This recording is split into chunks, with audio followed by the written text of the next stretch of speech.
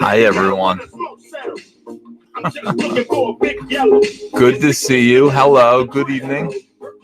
It's Comic Artist Pro Secrets, of course. Yeah, we got a show tonight.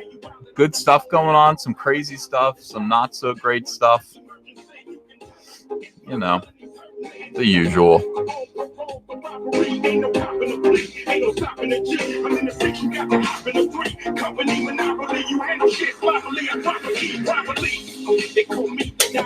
All right.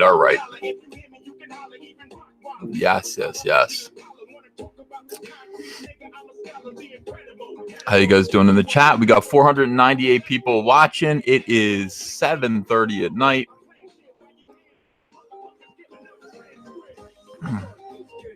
Yeah. Well, listen, this is my second live stream today, and I'm telling you something. My channel is being punished for it, without question. Without question. It's like, as soon as I do a live stream, my channel just dies when it comes to viewer growth. I mean, it's so funny. It's just like, look at this. Look at what it looks like. That is my channel growth right now. It's just sad.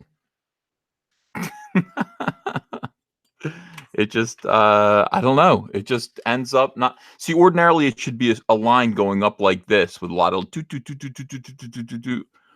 that's not a lot. Yeah, that's not a lot right now. Not a lot of channel growth, but that's because I'm doing the live streams. I'm working real hard, and I just didn't have time to make any kind of recorded videos today. Not only that, I'm not so sure of what I'm even supposed to do a video about, because all right, so Andrea was like, are you hearing all of this scam stuff about Disney and Fandango and like you can't order a ticket for anything except for Captain Marvel for the next week? And I was like, that sounds crazy if that's true. And she's like, no, I'm seeing it. Everyone's talking about it all over Twitter. And she showed me, she whipped out her phone and she was just like, I'm going to try to go see something else. I'm going to go try to see anything else, like Alita Battle Angel this weekend. No tickets. You can't do it. You can't go see Alita Battle Angel this weekend. No can do. Gurquack England, thanks for £2. It's 12:40 in England. Love you too. All right, my best to the UK. I got to get over there. I miss the UK. And I was like, that's intriguing, but I don't really know how to demonstrate that to people. If that's true, and it seems to be true from what I'm seeing, I really don't know how to demonstrate that is the case. So I better not just do it. Like I'm going to keep drawing my wasps. I'm going to keep drawing my frogs and wasps. I'm not going to worry about it right now. And we'll just see. Everybody else will do it, I'm sure. And a lot of people did. A lot of people did do videos about it, and they're all eating crow right now because evidently, like, I don't know, that's just the way the movie business is. Like, what are people just noticing it right now? What are people just noticing that that's how that happens? I mean, I don't know. I confess to my own ignorance on that. But I think there's a lot of conspiratorial thinking and people who are predisposed to thinking the worst of Captain Marvel, thinking the worst of Disney, thinking the worst of Fandango at this point. And that is, I have to say, that trust and that lack of trust is earned right now after what Rotten Tomatoes did on this past Sunday. It's utterly earned. Of course, now everyone's paranoid. They think you're out to get them. Jason Green says, sorry to hear about you being doxxed, Uncle E. You and your family have my support. Hail. Well, thanks for $5, Jason Green. Yeah, so Today was a weird day. Uh, Listen, there's a great place near us in Pennsauken, New Jersey called the Jug Handle Bar, and they have the best chicken wings in the world. Now, little Kaylee was just like, I want chicken wings from Jug Handle. That's far away. I mean, it's a good 20-minute drive to get there. But she asked like a couple days ago, and I just went, you know what? I'm going to go to Jug Handle and I'll surprise her with the chicken wings that she likes when she gets home. While I was away, I got a message on my phone. People were warning me. Actually, it was one individual who was warning me that I was soon going to be doxxed, and that uh, anti comics gate. What would you call these people? I don't even know anymore. I don't want to label them. But people were threatening. People had my home address. Oof, the camera. Hold on, let me fix this. People had my home address and were threatening to use it in a way that I probably wouldn't be fond of. Um, Now, listen, my home address isn't hard to find. It's in the white pages. If you want to find out where I live, it's in the white pages. You can look me up. And I kind of, even though, people are like, Ethan, you've got to be careful because people are crazy and they're going to hurt you. Um, I kind of, here's my attitude about that. Anyone who comes here looking for trouble is going to get some trouble. Okay. But I kind of don't feel like I don't feel like my fans are going to do that. And also, I don't know. I just feel like I've been very, very lucky. I've been supported. I feel like I think God's looking out for me, and I just don't feel scared. I'm not afraid of anyone. I'm just not afraid of anyone. And I mean, maybe that's naive. Maybe I should be. I'm trying to find I'll show you the thing that was going around. It's creepy as hell. Screen share it. Yeah, I'm just I can't go through life being afraid, guys. I can't let myself do that because um I've got too much good stuff. I got too much positivity. I have too many things to do. I have you guys. I'm not afraid. So here's what somebody sent me. This is a conversation. It looks like a Discord chat. The person who sent it to me, I edited their name out because they asked me to.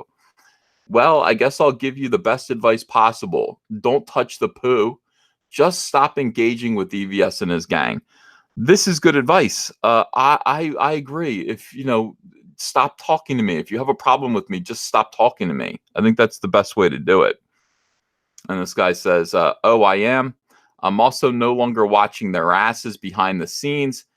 And then he gives a link to my home address, and this is my home address. Says, "Have fun. It's legit." This guy says, "Please don't do anything you might regret. I'm not going to do anything with this info, just so you know." And this guy says, "I'll make no moves, but I'll not be running interference. I'm merely confirming that some information online is legitimate." All right. So, obviously that is an invitation for somebody to use this information to do me and my family harm. Uh, you know, yeah, if it were a party at my house, that'd be better. Come to my house, have a beer. But yeah, look, don't come here looking for trouble. Don't do that. Don't do that. We trust our fans. We trust our enemies at this point to be decent enemies. But we live in a world right now that, SWATs are being utilized, and have been, twice in just recent history here in the past 3 weeks. We've had Peter Simone doxxed. Peter Simone of Alterna Comics had the police knock on his door with guns drawn because they'd received a tip that he had murdered his wife and meant to do harm to other people. And then a week later, our friend Edwin Boyette was also doxxed. Cops came to his door in formation, guns drawn, for the same reasons they believed that Edwin Boyette had murdered his wife and meant to do harm to himself or others. And, look, this is a reality now. This is something that people do. It's being classified as attempted murder by others. And by me, I think swatting is attempted murder. I think anybody who tries to swat me is trying to kill me. I don't think they'll succeed because I know what to do about it. We called the local police and had the cops come over, and we warned them. I just said, look, this might happen to me. It's Here's why it might. The cops like, why do you think it will happen to you? Well, officer, I belong to a kind of social political organization within the comic book industry. It was the most embarrassing conversation I've ever had in my life. Yeah, we believe, that, I don't know, politics don't belong in comics. And so they want to kill me for that. There are people who actually want to kill me because I believe that, officer. And, what can I tell you? So, you know, I'm aware that this could happen. We're aware that this could happen. We're having this conversation with our kids, and letting them know like why it might happen, and what to do if it does happen. That would be that's something that everybody needs to kind of be prepared for. You need to be prepared for it. You just need to be aware of it. I understand who I am. I understand what I represent. It's stupid. It's not like Comicsgate shouldn't be all this. It really shouldn't be, but it is. I understand that. I understand that I stepped into a role as a voice for Comicsgate. I did that knowing what I was doing. I did that because I felt like I needed to. I did that because I wasn't sure of anybody else who would do it in my place, who was in my position. I didn't we luckily there are a lot of diverse and awesome voices within Comicsgate, but I really did. When I announced that I was Comicsgate a year ago, and it was just a year ago, and it was actually a year ago, pretty much to the day. I knew what I was doing. I knew what I was in for. I didn't think it would be this bad. I really didn't, but I knew what I was doing. So, I'll accept the consequences of that. And my family knows it too. And look, we pray every day. I really do believe. I was talking to my brother. It's like I'm more sure of the God's watching out for us than ever before. You know, more sure than ever that there's a God, and God is watching out for me, and He's watching out for you. And I'm not afraid of anything. So there it is. So yeah, look, this stuff is happening. I would like to shame the people who are involved. I'd like to shame the people who are actually involved in these kind of discussions. I would like to, kind of cool the heels of anti-Comicsgate. At the same time, cool the heels of Comicsgate. I want us to be in the right. I want us to be the good guys. That's important to me. It's important to me that we behave like the good guys. It's important to me that our behavior be impeccable. Because look, I mean, it's a small thing. I mean, the comic book industry isn't big, but we are fighting a culture war, and history will judge. So it's a good idea to sort of just make sure that yeah, we are the good guys, and we want our behavior to be good. And mostly I think your guys's, that's Jersey right there. That's Jersey. Your guys's behavior is mostly good. All right. By the way, so I'm talking to Andrea. We're watching Fox News. And I watch it every now and then. I don't really watch it every day like I did during the election, but every now and then I will. And I was actually talking about this guy. I was like, this My Pillow guy is a genius. He's a genius. I like him. All right, so here's the news story today. I mean, this just happened. Jordan, Minnesota. Police officers in Jordan, Minnesota were called to check on the welfare of a man standing motionless outside in the cold wearing no coat and hugging a pillow. When officers arrived, they found the man was actually a cardboard cutout of My Pillow CEO Mike Lindell. All right. Uh, where is my cardboard cutout of Mike Lindell? I really need one. Those cardboard cutouts sure can look real from a distance, and the caller certainly was not wanting to get too close, thinking that thinking, who is this deranged person standing outside in the cold hugging a pillow? The Jordan Police Department shared on a Facebook post. Always better to call the police. Yes, if you see, absolutely, if you see Mike Lindell outside in the cold hugging a pillow, motionless, not moving, do call the police. That's what the police are for. Lindell himself shared the police department's post, calling it, quote, unreal. The cardboard CEO isn't the only inanimate object getting cold weather welfare checks during this Minnesota winter. In front of the Basilica, come on, Ethan, you can talk, of St. Mary, Minneapolis, lies a sculpture of homeless Jesus. Homeless Jesus. Did Jesus have a home? I guess he did, but we don't really think about it. We don't think about the Lord's real estate. Homeless Jesus.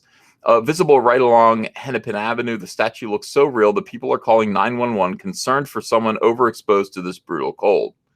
I have witnessed an ambulance pull up and people come out and realizing it is a sculpture. Sometimes people call 911 to drive by and see, say Johann von Perry's director of liturgy and the sacred arts at Basilica. February 2019 was the 4th snowiest month on record in Minnesota. It's snowing here too. The month was also marked by extreme cold that forced many school districts to close. Look, here's the thing, or delay start times. This guy's a genius. I love this guy so much. Oh my God. Andrew is like, what is it with that guy? I'm like, this guy's got to be a billionaire now. He's got to be a billionaire. It's not homeless Jesus. I mean, Mike Lindell, My Pillow CEO.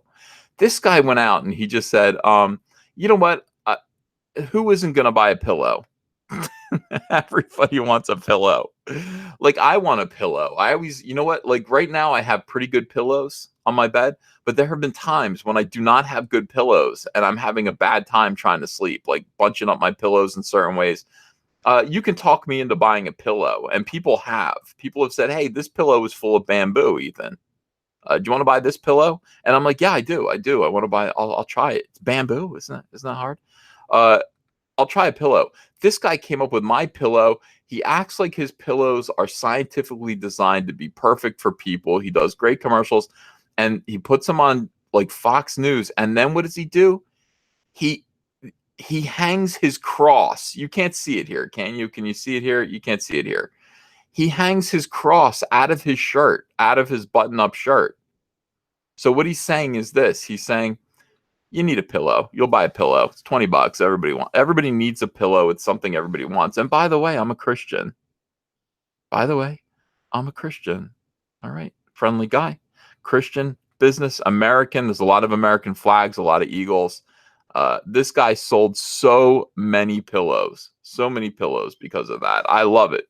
I wear my cross too, but if I was wearing a button-up shirt, I would not hang my cross out of the front where a necktie should be. You tuck your cross in. He has his cross hanging out of his button-up t-shirt. A lot of people are saying he ain't no Billy Mays. Well, I mean, maybe not, but he's pretty good. Joshua Crerer says, video suggestion, Disney indoctrinates young viewers. Show clips and images of women assaulting, degrading, insulting men from Disney movies. Reveal their agenda. Plenty of examples to pull from. Wow, that's interesting. That's a thought. Then I'd have to watch a lot of Disney movies, though. For research. Ronnie Strike, thanks for $10, says, I'm glad you're okay with that docs crap and not letting it get in your head, Ethan. Please just keep your guard up and check your 6, brother. Yeah, I need people to check my 6 for me. Unfortunately, I have Comicsgate and the Fandom Menace. You guys check my 6 all day long. And he says, Alita was a visual feast, worth seeing it on the big screen. Everyone loves Alita. I do got to get out there and see that. $1,000 pillow. I'm not so sure that they're 1,000. Is there a pillow that's $1,000?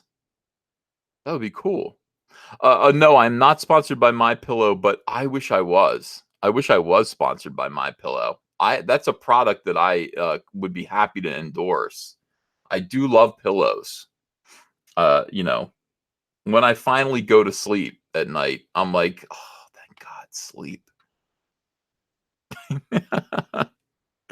Nephenor says, Ethan, can you show us some more sneak peeks of Cyberfrog? I'm anxiously awaiting it. What do you want to see? Do you want to see? Well, I mean, I showed you the thing today. You know, I'm still working on that. Everything I'm working on right now is super spoilery. You know, here's that half finished page. I put this down for a little while because I wasn't quite sure if I was going to add another page before this or not yet. But this is, you know, this is very sad. This looks horrible on. Oh, there it is. It snapped into focus. Yeah, you know, this is one of my favorite things. This panel here, like I said, is my favorite panel that I've ever drawn. So very happy with that. Yeah. People like, I'm not looking. Yeah, you can look now. I think it's down. I don't want to do too many spoilers. Like the stuff that I can show was really like the opening. I mean, you guys know how it all goes down. You know how it all goes down, like how the wasps come and everything. So you know, not too many spoilers, but I'm telling you, I love Cyberfrog so much. I had an idea to add to the front of the book. Again, is going to have like you're going to see Cyberfrog's origin and everything like that. You're going to see how he meets Heather, and like you know, early on in Cyberfrog and Heather's relationship, they're friends. I mean, they're best friends. Heather goes out and gets a tattoo on her, you know, right here, and she gets a tattoo of Cyberfrog, and and it's just like that leads to something else. Like there's a reason why she does that later that pays off. But she gets a tattoo of Cyberfrog, and I'm like, what should the tattoo of Cyberfrog look like? And it's like it's the Walt Simonson cover to issue #1. And it's just like, so I'm gonna draw like the Walt Simonson cover to Cyberfrog #1, and that's just the tattoo. Like that's the Heather described Cyberfrog to a tattoo artist, and that's what he drew on her shoulder. And Cyberfrog's like, that doesn't look like me. It's just like nice inside joke there. So I'm loving this book. I'm absolutely loving this book. It's so much fun. You know, yeah, tattoo. Yeah, look, I don't know, should I tell you? I'm not going to tell you. It pays off in a bunch of different ways. That tattoo is important. You know, yeah. Fluxcore says, wow, the CVS guy is kind of good at this drawing thing, almost as good as that Mike guy. If he keeps trying, he may someday be as good as Mike Miller. Well, I hope to. I hope to be as good as Mike Miller someday. I mean, Mike Miller draws better with his foot than most people draw with their hands. And I'm not even going to argue that point. I just think that's the truth at this point. I think he's earned that. He has earned that praise. All right, so all right, let's talk about the subject of the chat here. Now, I haven't even read this yet. This is a brand new article, and I'm not even sure what it means yet. So we're gonna look at it together. We're gonna talk about it in context, with a bunch of other things. I gotta look over. My camera's like right in the way of my computer screen. I can't see. I can't see anything. All right, hold on. This is a good way to open this up here. Oh yeah, I know how to put on a show, guys. Not a lot of people know how to do this. I do. I know how to put on a YouTube live stream. Some people just get on here and ramble aimlessly. No, I have an agenda. Now there are times when I will ramble endlessly, but when I do, there's always, even still, there's a directive, and it's very charming and entertaining. And all I ask at the end of any of these is, has it been charming? Has it been charming? If it has, then mission accomplished. Okay, so check this out. We got this tweet today that everyone is sharing. You see me trolling. They're hating. Gail Simone. And who was this again? This is Kelly Sue. No, Kelly Sudaconic. Who is this? God, I don't even know. Somebody's going to tell me in the chat. Can you guys see? It's Matt Fraction's wife. I can't remember her name. All right. So anyway, no, it's not. It's not Mary Sue. Kelly Sue DeConnick. Right. I was right. Gail Simone tweeted this out today. She goes, "Sorry, we took over comics, everyone. Not actually sorry." So this is tragic. This is a tragic tweet. Look, some people are good at trolling. Some people are really, really good at trolling. Here's Gail Simone bragging with Kelly Sue DeConnick that women with dyed with dyed hair have taken over comics. They've invaded comics. They've got colorful hair. They've got problem spectacles, and they can do duck face. And in your face incels, in your face incels. That is the thing. So I thought this was hilarious. And yeah, this leads right into the article today, which is pretty cool. I actually like this site a lot more than I used to. They're getting better. They're writing better, more interesting articles. This one certainly is interesting. Disney shutting down Marvel Comics. Disney shutting down Marvel Comics. Oh, Gail, I control too, sweetheart. All right, look, here's the thing. Now this morning we talked about the end of the comic book industry. And we talk about it here. It is happening. You can either be in denial about it, or you can be proactive and figure out what we can do to I don't know, extend the life of the comic book industry a little bit longer, or to make other plans. You gotta actually make other plans. Yeah, this is Matt McGloin. I used to call him Pat McGroin, but I'm gonna call him Matt McGloin. He runs Cosmic Book News. I think he does. I'm not even really sure. But in any case, yeah. So look, retailers are rising up and saying no more. Retailers are rising up and realizing that they do have all of the power because they hold the pocketbooks. Now Marvel and DC, they're not accountable to the fans because the fans aren't buying the comic books straight from Marvel and DC. The fans hold the pocketbooks when it comes to the retailers. They go to the comic shops and they do or do not buy the comics that the comic shops pre-order for them, based on a number of factors. But when it comes to Marvel and DC, the only people who really have power over them are the retailers. And therefore, when Comicsgate was saying, guys, stop it with the SJW gibberish right now, stop it with the too many events and tie-ins and all this stuff, stop with the price hikes, Marvel and DC said, like that. When you said, please stop it, they went like that. Okay. Why? Because they don't owe you anything. They don't really care. Ultimately, they're just trying to sell to the retailers. All right. So just the retailers. Yeah, the retailers. I like that. No, I don't like that. I'm not sure if I like that. Let me think about it. In any case, the retailers are rising up and they're saying, look, here's the thing. We've long labored under the slavery of non-returnability. In other words, look, you guys, the way things work right now is entirely skewed towards Marvel and DC and Image. You guys, you make us order these comic books 3 months ahead of time. And when you launch a new series, we have to order a number one, like here's order issue 1 3 months before we get it. We order number 2 3 months before we get it, but 2 months before we get number 1.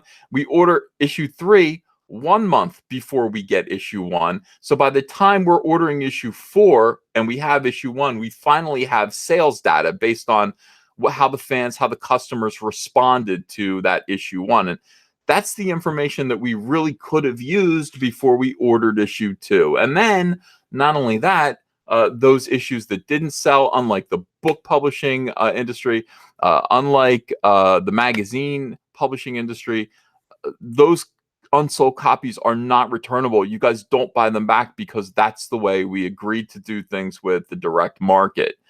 This is not sustainable. This is not tenable, it's not fair, and it really needs to change. And I'm telling you something, the retailers right now are so sick of what's going on in mainstream comics. They're sick of the weirdo SJW politics. They're sick of the whack job, predatory publishing practices of Marvel and DC with their, over usage of variant covers and these gimmicks where you have to buy 50 copies to get one special sellable variant. All of these gimmicks are going to come crashing down on Marvel and DC's heads now that retailers realize they have the power to say, institute buyback right now. Institute buyback. By the way, 2,026 people watching right now. Hello, everyone. Hit that. Do me a favor. I'm going to do what Jeremy does. Hit that melee button. Hit that thumbs up for me, please. Let's get those likes up there. If you're in support of this channel, even if you can't send a super chat, you can really help the growth of this channel by just clicking that thumbs up button. And if you click that thumbs up button, if you smash that like button, you're really going to go a long way towards helping this channel out. So thank you. 2,051 people watching. Love you all. All right. So this is the thing. Again, once retailers all come together, it's almost like everybody's going to just wake up at once. Everybody needs to wake up, open your eyes and say, we have all the power here. As retailers, we have all the power. And I mean, the fans have a lot of power too, because we can just walk away. And in many cases, we are walking away. Some people aren't finding this hobby fun anymore. Those people are either, I don't know, finding something else to do or coming over here to Comicsgate, where you're treated with some respect. And by the way, the comics are sent straight to you. You don't have to go to the retailer. And you get to watch them get made. You have, interaction, fun, pleasant interaction, hopefully, with the creators. But, when it comes to the relationship between Marvel, DC, Image, all these other companies, and then the direct market retailers have that power. So they need to rise up and say returnability right now, at least for the first 3 issues of something. And that's kind of what retailers were saying. They were saying, look, you have us at an unfair advantage. We're ordering 3 issues of a comic blind. We don't even know how it's going to sell. We don't know if it's good. We don't know anything. So from now on, the first 3 issues of everything you publish should be returnable. Now, once Marvel and DC agree to that, if they do, and they're going to have to, or I think retailers will punish them in some way, that's going to be it. I mean, that's the end of SJW Marvel. That's the end of SJW Comics entirely. These people are going to have to be much more fiscally responsible than ever before, but also creatively responsible. They're going to have to get their editors in line, and there's going to be no more goofery. Everything should be aimed at what will sell, what is actually going to sell to customers, not just what can we foist off on retailers, but what can we actually get customers to buy. It's going to change everything. It's going to be amazing. So all of a sudden today, here comes this article from Cosmic Book News. Disney shutting down Marvel Comics? Well, that's inevitable. Is it happening soon? I don't know. Let's find out. The comic book industry is presently said to be in a state of collapse, said by me. And following the recent news of troubles within DC Comics, now it is being speculated Disney may actually be considering shutting down Marvel Comics. So this entire article is speculation. Where's Captain Marvel? Oh, there she is right here. All right, as long as Spider-Man's out in front, that's fine. That's fine. This is the worst character ever created, by the way. Just the worst character ever. You know what? You wanted a female Muslim character. Me and Grant Morrison created Dust. She's 50 times more interesting than this. This is awful. This little girl with the big hands. What is this? No bueno. Speculation about problems within Marvel Comics comes from a press release issued by the company where Marvel Comics Chief Creative Officer Joe Quesada and Editor-in-Chief CB Cebulski what is his name? Do I have to call him CB? You know what? I'm not going to call him CB anymore, not unless he becomes a truck driver with a CB radio. There's no chance. He needs to be a truck driver, a long-haul truck driver in the 1970s. He needs to look like Ron Howard. I'm not calling him CB anymore. No. Because we got a little old convoy rocking through the night. All right, they're attending the upcoming S by SW South by Southwest, where the pair will be hosting a panel and putting it forth how Marvel Comics is responsible for the success in other markets, such as film, TV, video games, and merchandise, titled Marvel From Comics to Screens. The hour-long panel will look at how some of Marvel's most iconic characters and storylines have contributed to the games, movies, and television series that are so renowned among popular culture. Everything starts with an idea, and Marvel Comics is the spark that lights the fire, the press release states in part. They're the spark that lights the fire. Let me do that again. Marvel Comics is the spark that lights the fire. Does that sound good or bad? Let me hear. People are saying that CB stands for complete bastard. That's not nice. That's not nice, but it broke me up. Good job. Bleeding Cool actually puts it forth. The reason Quesada and Cebulski are doing the panel is, in essence, to save Marvel Comics, as sales have been dwindling for years, and they need to convince Disney that publishing Marvel Comics, even though they are losing money, Rocket Insano says, bring back US 1. Ethan, greatest trucker comic ever. Remember that? I remember US 1. I don't know why they don't. Yeah, I don't. US 1 was good, man. Listen, I have a blue collar fantasy, and I've told you guys this many times. I have explained to you that all I want to do is be a truck driver. Some of you have laughed.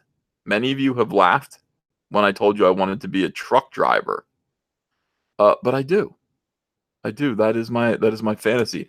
I would drive cross country. I would be on my CB radio warning other truck drivers about the bears and the smokies. I'd be like, there's a smoky coming up on your mud flaps, Big 10-4. My name would be Rubber Duck. No. What would my name be? I'd have a code name. I don't know. Truck driver. What? An incel, am I right? Well, truck drivers they might be incels. I'm not really sure. You spend a lot of time on the road. It was a darkly moon on the 6th of June, and a Kenworth hauling hogs. Cab over Pete with the reefer on, and a Jimmy hauling logs. We was heading for Bear on the I-10 about a mile out of Shaky Town. I said, Big Bear, this here's a Rubber Duck, and I'm about to put the hammer down. Was that good or bad? All right, if that was good, give me a 1. If that was bad, give me a 10. No in-betweens. It was either excellent or it was the worst thing you've ever heard. All right, so give me a 1 or a 10 on that. All right, hold on a second.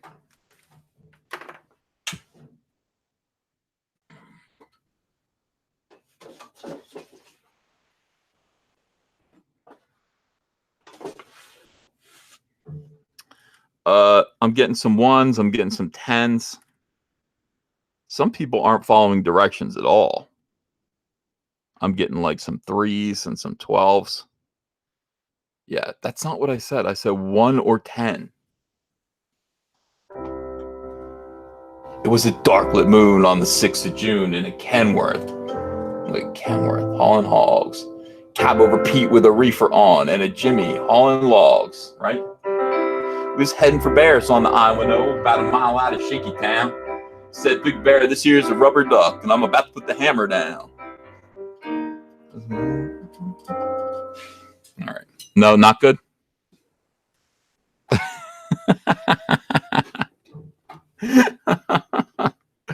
You gave me a 10 to stop. All right, I'll stop.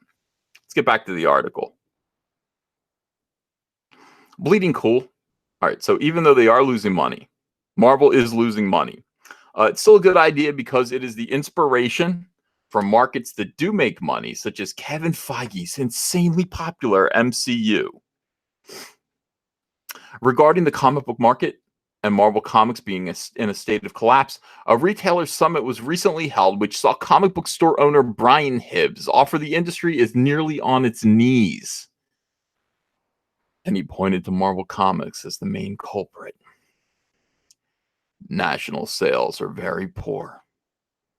There are comics in the top 100, national comics in the national top 100, that aren't even selling 20,000 copies. Why are we here? Just to suffer. A significant number of stores have closed, perhaps as many as 10% of outlets, Hibbs said. Want a clear and current example of Marvel's preposterous flood the zone strategy? War of the Realms is supposed to be their major Q2 project in 2019, but in the first month alone, they're asking us to buy 2 issues of the series being released with no sales data, as well as 4 different tie-in miniseries. All 6 of these comics, which are built around a 6-issue storyline, will require final orders from us before we've sold a single comic to an actual reader. Is there anyone in this room who thinks that is good? That this is sustainable? That this will sell more comics to more readers? That this will sell any comics to people who aren't already on board Marvel's periodicals already? Look at this. Look at this. Look at this image here. What does this remind you of? What do you think she's going to do with that fist? Where is that gloved fist going? You know where it's going, incels. You know where it's going. Yeah.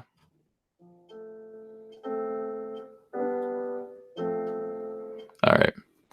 Now I got my keyboard over near me, so it's like I just want to play piano.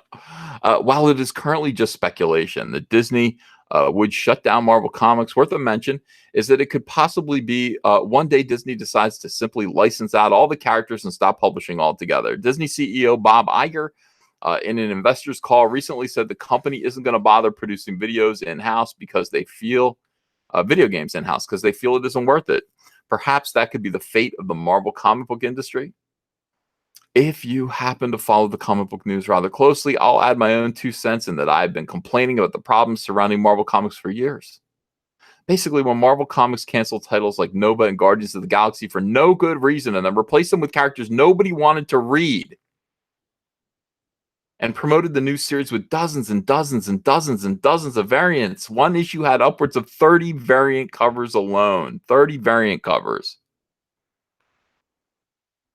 Swinging Cod points out that the glove fist will commit sodomy or sodom you. One of the two. Yeah.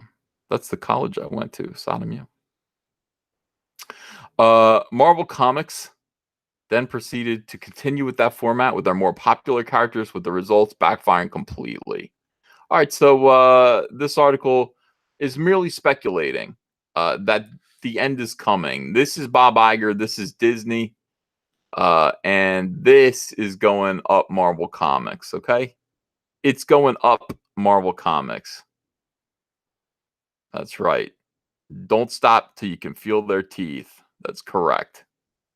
I don't know. I don't know. What is my opinion? I think eventually, yeah, this is inevitable. It's inevitable that Marvel Comics will stop publishing comics. But you know what? They're not going out without a fight. Marvel Comics is responding to the decline in the comic book industry the exact opposite way that the more sensible, adult, mature, rational, family-oriented DC Comics is. DC Comics has always been, you know, when I was working in comics at like Harris Comics, people said, oh, DC Comics is like, you know, it's the reliable, it's mom's station wagon. Whereas Marvel Comics is the red Corvette. That's what they said. They said DC Comics was mom's station wagon and Marvel was the red Corvette. And I said, mom's station wagon never let me down. Never let me down. So I chose to work for DC Comics. Marvel Comics is still, I mean, yeah, they are. They're the red Corvette. Mom's station wagon is going, all right, let's readjust our, you know, we got to just kind of look at the way things are out there on the road. We got to be careful. Let's drive safely. Let's publish fewer comics. Let's publish fewer comics in this market because, you know, we think that maybe the shelves are oversaturated. Meanwhile, so DC's like, we're going to pull back by 15% of the comics that we were publishing before. Marvel Comics responds going, good. That's more shelf space for us. Let's double. Let's double our output.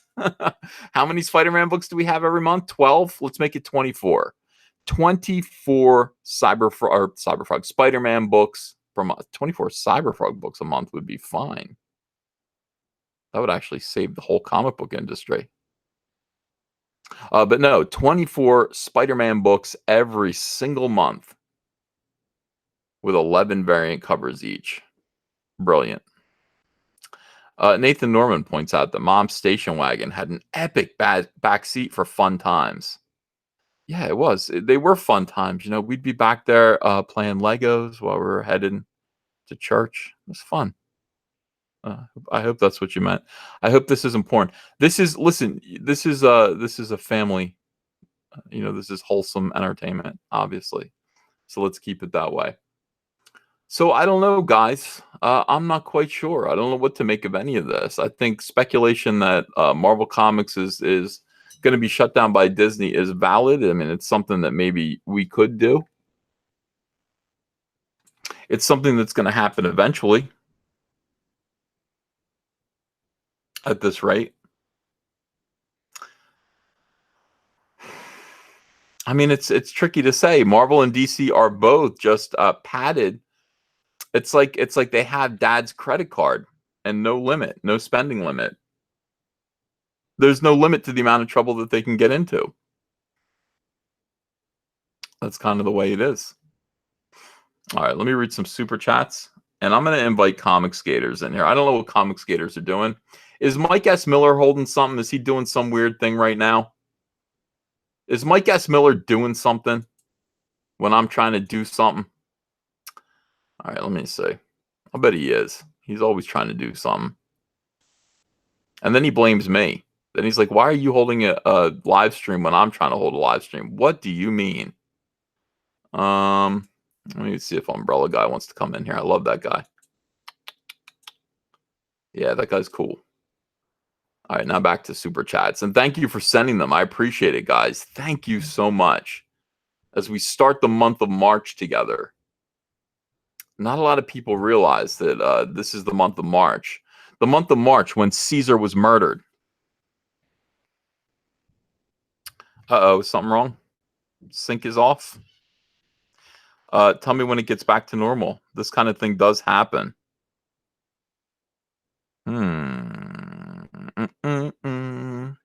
Mike wins again. All right. Am I back? Am I back? Am I back? I didn't get doxxed. Okay, Margaret Miracle says out of sync. You know, that does happen. I don't know what's going on with that, but it will catch up pretty soon. It will. Let me read these. Turn your camera off for like 30 seconds and then turn it back on. It should be okay. Is that right? Beware the Ides of March. Yeah. Believe me, I was just... Oh, okay. Hold on a second. Close. Camera off. For how long should I keep it off? The whole time? 30 seconds. Your call. All right, let's try again. Mike, am I better now? I mean, I don't know. Let me see when it goes to actual. Oh, I'd have to unmute you. All right, let's try again. Mike, am I better now? I heard that. Let me see when it goes to actual. Yeah. I'm not sure. I think it anymore. Is. Okay. All right, again. Mike, am I better now? Mike, oh, now I'm just. I heard that. Mike, well, I'm trying to see if it's actually syncing up. I can't see if it's syncing up without listening to it. Oh, were you holding a live stream just now? Or are you doing an auction tonight? What are you doing? No, yeah, auction's in about a half an hour. Really? But I wanted to come on here and sell some shark. It's a guest star. It's a guest appointment. A guest appearance. I mean. Are you gonna come on the auction? I don't think so, Mike. Yeah. I'll watch it though. All right. I will watch the auction. Guys, Mike S. Miller is holding a Comic Skate auction tonight. Those of you who haven't been to one of these auctions, they are pretty fun, especially if you can get Cecil to do the auctioneering. I know. Are you thinking about that? Have you asked him? I have not. I mean, Edwin's our auctioneer, so he'd have to. Well, Cecil's probably too busy. drinking. Why do or you say something. Cecil's too busy? Cecil is never too busy. Cecil's never too busy to get some attention. Hello. Hello.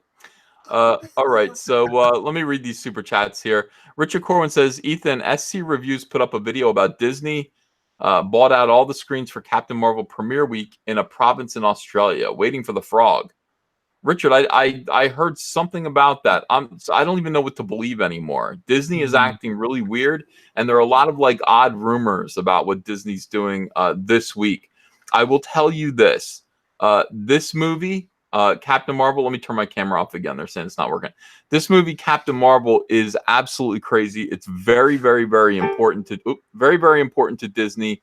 That this movie succeed. I don't really know why. I don't know why they've decided that this movie represents the future of all women. And if this movie fails, then feminism has failed and women have failed, Mike. Feminism has failed women. Wow, what a profound thing to say. What an Right. amazing thing to say. I think you might be right about that. Well, no, I disagree. I think women have done very, very well.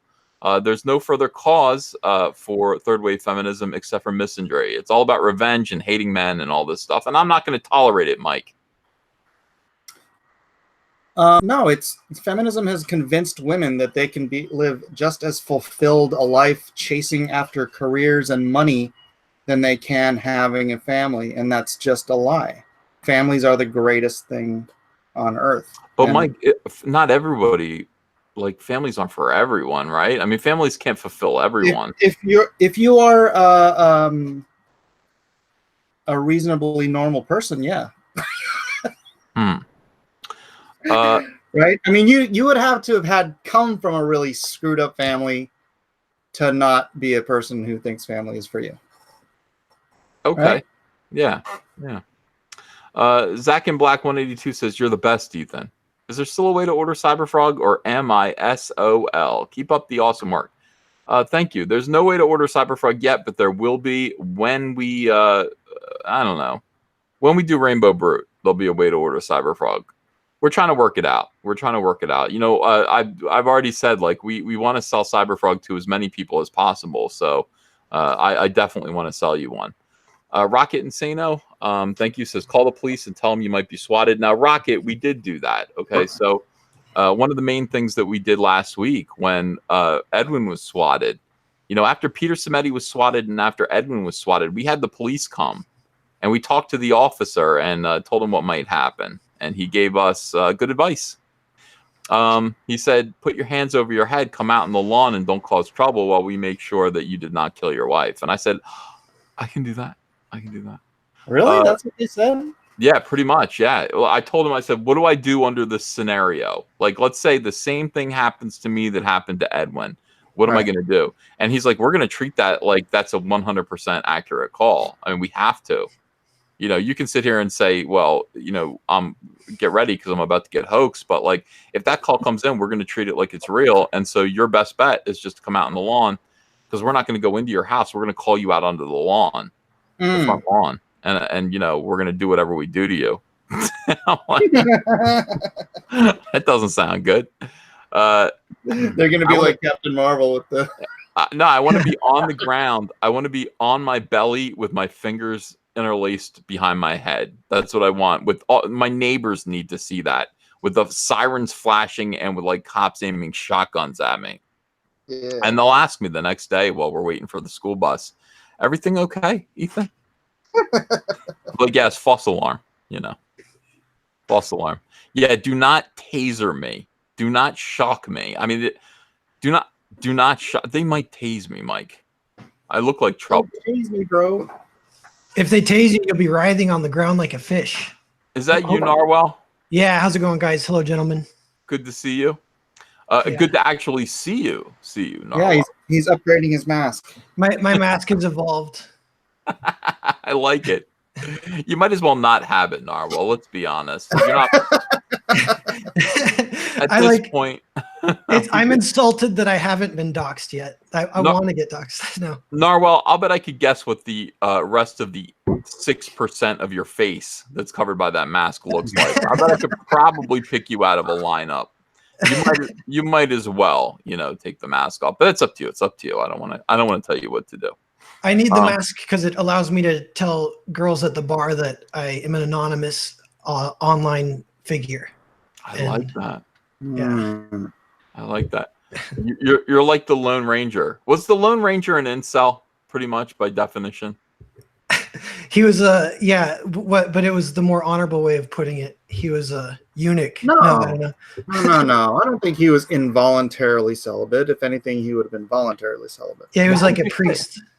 How would you say he was Mike, he had no women around him. That's just how it was for cowboys. Like ever? He was alone. He's the Lone Ranger.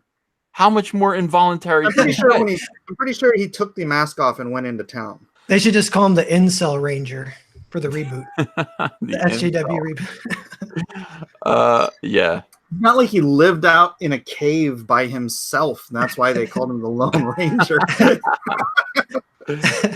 Oh my God. All right. So Midnight TV says, I saw the title and that it was live. What is this rumor? Well, you know what? It's not much. I just read the article to you. And this article was on Twitter about Marvel Comics possibly getting closed down by Disney. It's entirely speculative. I have to yell at this guy from Cosmic Book News. You don't do that. Don't speculate and then make it look like news.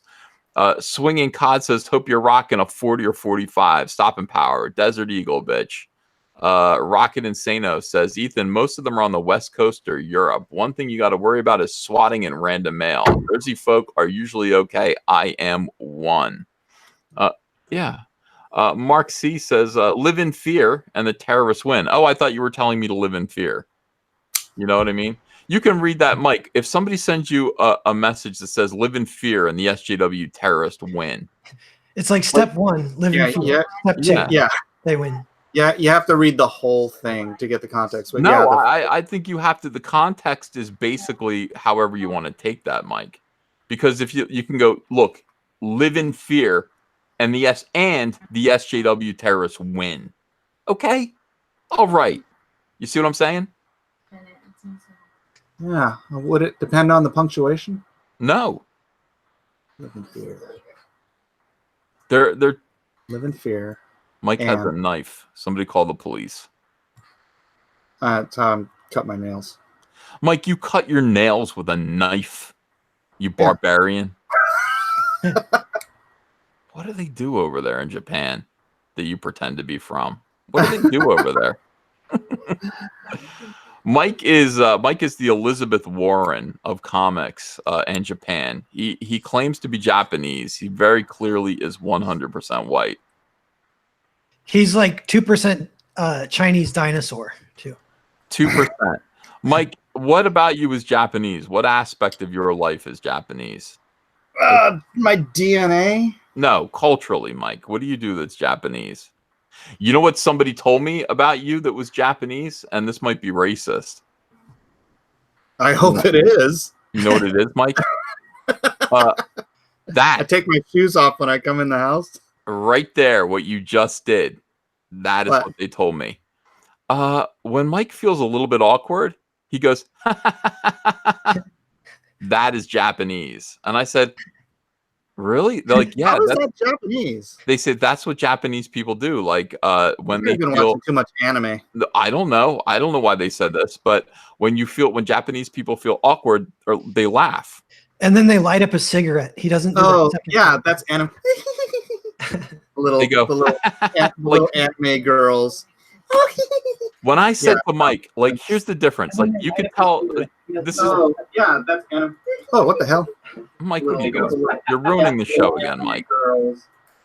I don't know how that popped. I don't either. It seems weird. It's like the FBI are listening in at your house. You've got us wired, Mike. But listen, here's the thing. And this is so true. When I said, Mike, you took Cyberfrog and you put him on one of your comic books and you, without my permission, you went like that. Now, culturally, Mike, here's the difference between somebody who's fully American and then someone who's half Japanese. I would take that if a fully American person had that reaction, to me saying you borrowed my IP without my permission and published it, that would be weird. I'd be like, what are you laughing for? I gotta sue you. But that's a Japanese thing, Mike. It's called saving face. It's a culture. I'm fairly certain you don't know anything about Japanese culture. Mike, here's what I'm saying. I'm saying I didn't say this. Someone else told me this, Mike, and it's someone that you know and trust. Okay? It's someone you know and trust who's talking about you out of school. And they said the reason why Mike laughs like that is because he's Japanese. That's what he said. All right. That's what he said. Sounds moderately racist, but I'll take it. I told you it was going to be extremely racist, Mike. I'm okay with that. That's fine. That's what I warned you about it. I spent all last night watching a bunch of old Don Rickles roasts, and I'm like, man, I miss this America. Just freaking cracking a racist joke after racist joke, and everybody in the audience is laughing because nobody cares. Yeah. Right? Oh, it's so great. Remember the good old days, Mike? Yeah. I don't know. We lived through those days. I didn't live through this. Yeah, we did, dude. The 70s, 80s. Don Rickles roasts were in the 70s and stuff. Mike, the greats were still alive. George Burns was still alive, Mike, you must be way older than me. No. How old I'm are you? 3 years older than you. I'm 47. Mike, I don't remember the 70s, really. I was 4 years old in the 70s. Oh. You know what I mean? Like, I didn't live through the 70s. I lived through the 1980s and mostly the early 90s. Well, they would have replayed stuff. That was the early 80s, whatever. Ethan had a huge fro in the 70s. That's true. That has been I've shown proof of that. I did have a huge fro in the 70s. I look like a photo negative of Michael Jackson right around the time that he did Dancing Machine. Do you remember that? Like, if you took Michael Jackson when he was doing Dancing Machine and then you just said, yeah, but like that, but a little white kid. That's honestly, me. I didn't pay any attention to Michael Jackson until the Thriller album. Really? Until he got kidnapped, cloned, and replaced. And they forgot to add the melanin. Yeah. Dancing Machine. All right, Mike. So go look that up. All right, just look that up. Appreciate it. Look it up on YouTube. Look up Michael Jackson Dancing Machine. You'll know what I'm talking about. I gotta sneeze. All right, so don't live in fear. Don't let the SJW terrorists win. That's what Mark C was trying to say. Irish King says, love your view, Ethan, but never trust your enemies. Mike, somebody apologized to me. Oh, some dude spent the whole day, Mike, some dude spent the whole day dunking on me, being rude, calling me a racist, telling me I was not a hero to all gays. Mike, I saw some of that. Yeah. Dude was like, I said, look, I'm the hero to all gays. Mm-hmm. No, did I say hero or first I said I'm a hero to the LGBT community. But then I have so many gay fans, Mike, that they elevated me to God of all gays. And when I said this, it made SJW Spider-Man lose his mind, Mike. Okay? So SJW Spider-Man lost his mind. He was mad at me for saying I was God of all gays, but I kind of am right now. Just I have so many gay fans, and they say I speak for them. I'm happy to do that. Mike, I've been invited to speak in Washington, D.C. on behalf of the LGBTQ Republican community. Now, you do have to keep in mind that is only a small percentage of the LGBTQSZ community. Well, I would think so. They can't all fit, That's right. So you can only represent those who allow you to represent them. Ethan, they're calling you the gay lord in the chat. I am funny. Gay lord of all gays. That's what they mean. When they call me gay lord, that's how I took it, like God of all gays. I was like, yeah. I'm the lord of the gays. So this guy came out and he said, I'm gay and you don't represent me. And I said, not yet. But you know what? Like, the whole thing is, like, it takes a little while. Like, it takes a while for people to decide. You don't like, I might not represent you right now, but I can win you over, right? So this guy's like, F you, like, he started yelling at me and stuff over it. And I didn't understand what he was so mad about, because all I wanted to do was just, represent him and be his hero. And when somebody won't let you be their hero, Mike, I need a hero. causes some bad feelings. You know what I'm saying? Yeah. Can't you just be everyone's hero? Who's Can you resisting be you Jonathan's trying to be their hero? hero?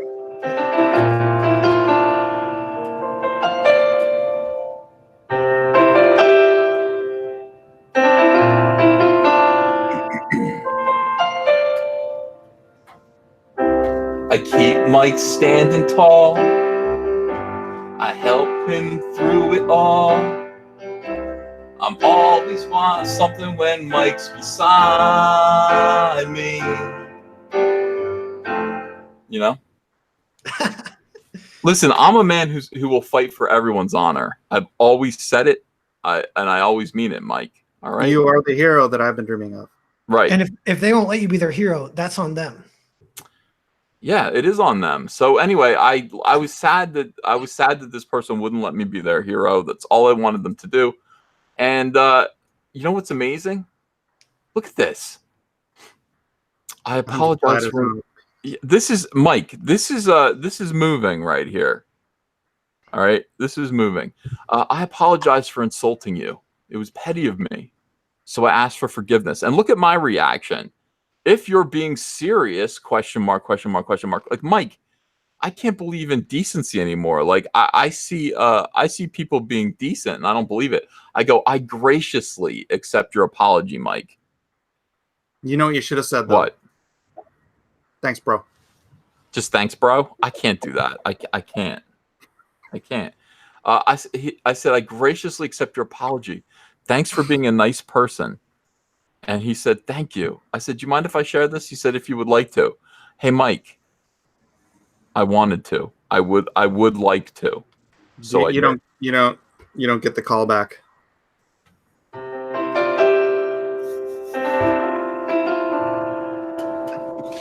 All right. Thanks, bro. Yeah.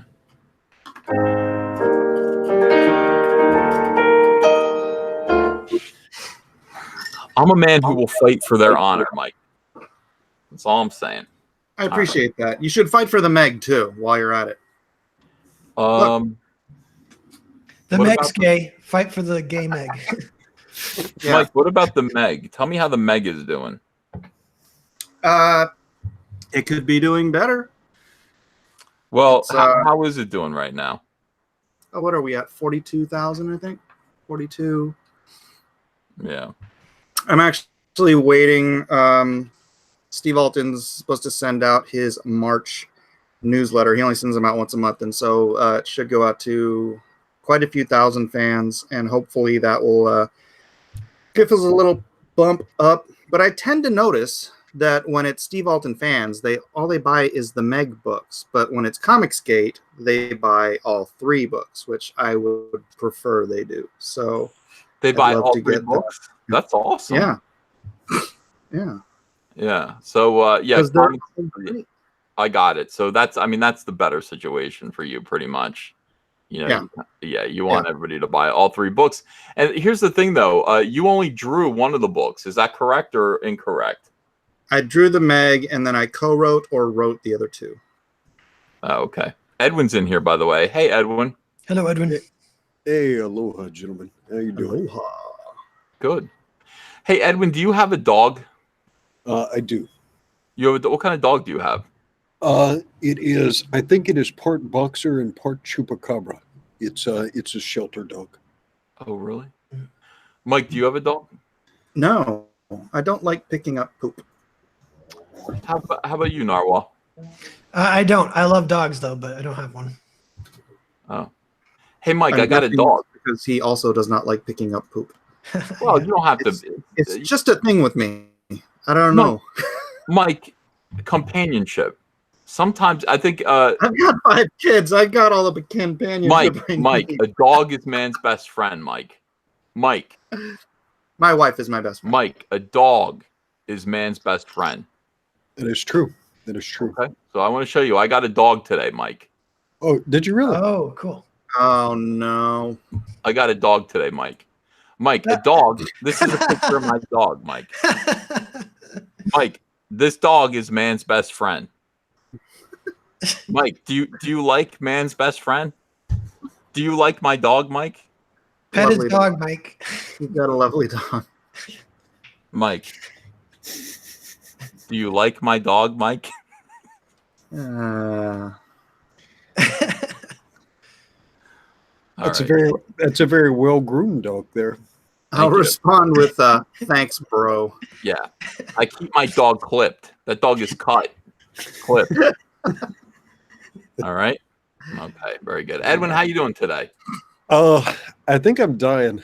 I spent the last 24 hours in bed with like a crazy fever dreams and stuff. Oh, Really? no. Yeah. What happened? I don't know. I don't. Did you eat something? No, I probably got the convention crud or just the weekend caught up with me. But yeah, I was down for the count. I dipped out of work early yesterday and just woke up about 2 hours ago. Yeah, you know what? Convention crud always used to take me out too. I mean, people don't understand when you come home from a con, you know, for me and Mike, like we would have to shake a lot of hands, you know, and that was the big problem. You shake a lot of hands and then you come home with like the disease of a million nerds. Like you become this petri dish of like bacteria, like geek bacteria, and you come home like like that, Mike. It's true. You know? It's true. Oh, That's why you got to carry the little anti whatever gel, the alcohol gel, or just go wash your hands. Just remind yourself never to touch your face. yeah. Right? Yeah. Yeah. Like seriously, it's so awkward. Like I'd be at a convention and I'd be like, yeah, it's nice to meet you. Hang on, let me wash my fucking hands now. You know what I mean? Like every single time you shake someone's hand and then you just wash it immediately. And that poor Edwin's down with con flu. I wrote a song about con flu once. Sounds like Yeah, it's called con crud. Oh, The what was con my- flu. The old con crud. Hey, I Yeah. just got a contribution. Thank you, John. You got a contribution? I did just now. See, all you have to do is mention it a little bit to this wonderful audience. Mike, is that a hint that you want me to mention your Oh, I don't hint, Ethan. I just go ahead and ask you in private chats, and then you ignore me. I'm Very busy. insulting. I'm very busy. All right, hold on a second. Let me tell people about this because people do need to know, Mike. People need to know all about the Meg, Six Gun Samurai, and Deal with the Devil. Yeah. True or false? So what is Deal with the Devil about, by the way, Mike? Deal with the Devil is about FBI manhunter agent Anthony Goodwin, who was tracking down his suspect, trapped, brutally shot in the leg, lost his leg, lost his suspect, lost his career, lost his faith, gave up on his family, sat in his apartment waiting to die for 4 years when a knock comes at the door, and it is And he's that being suspect. swatted.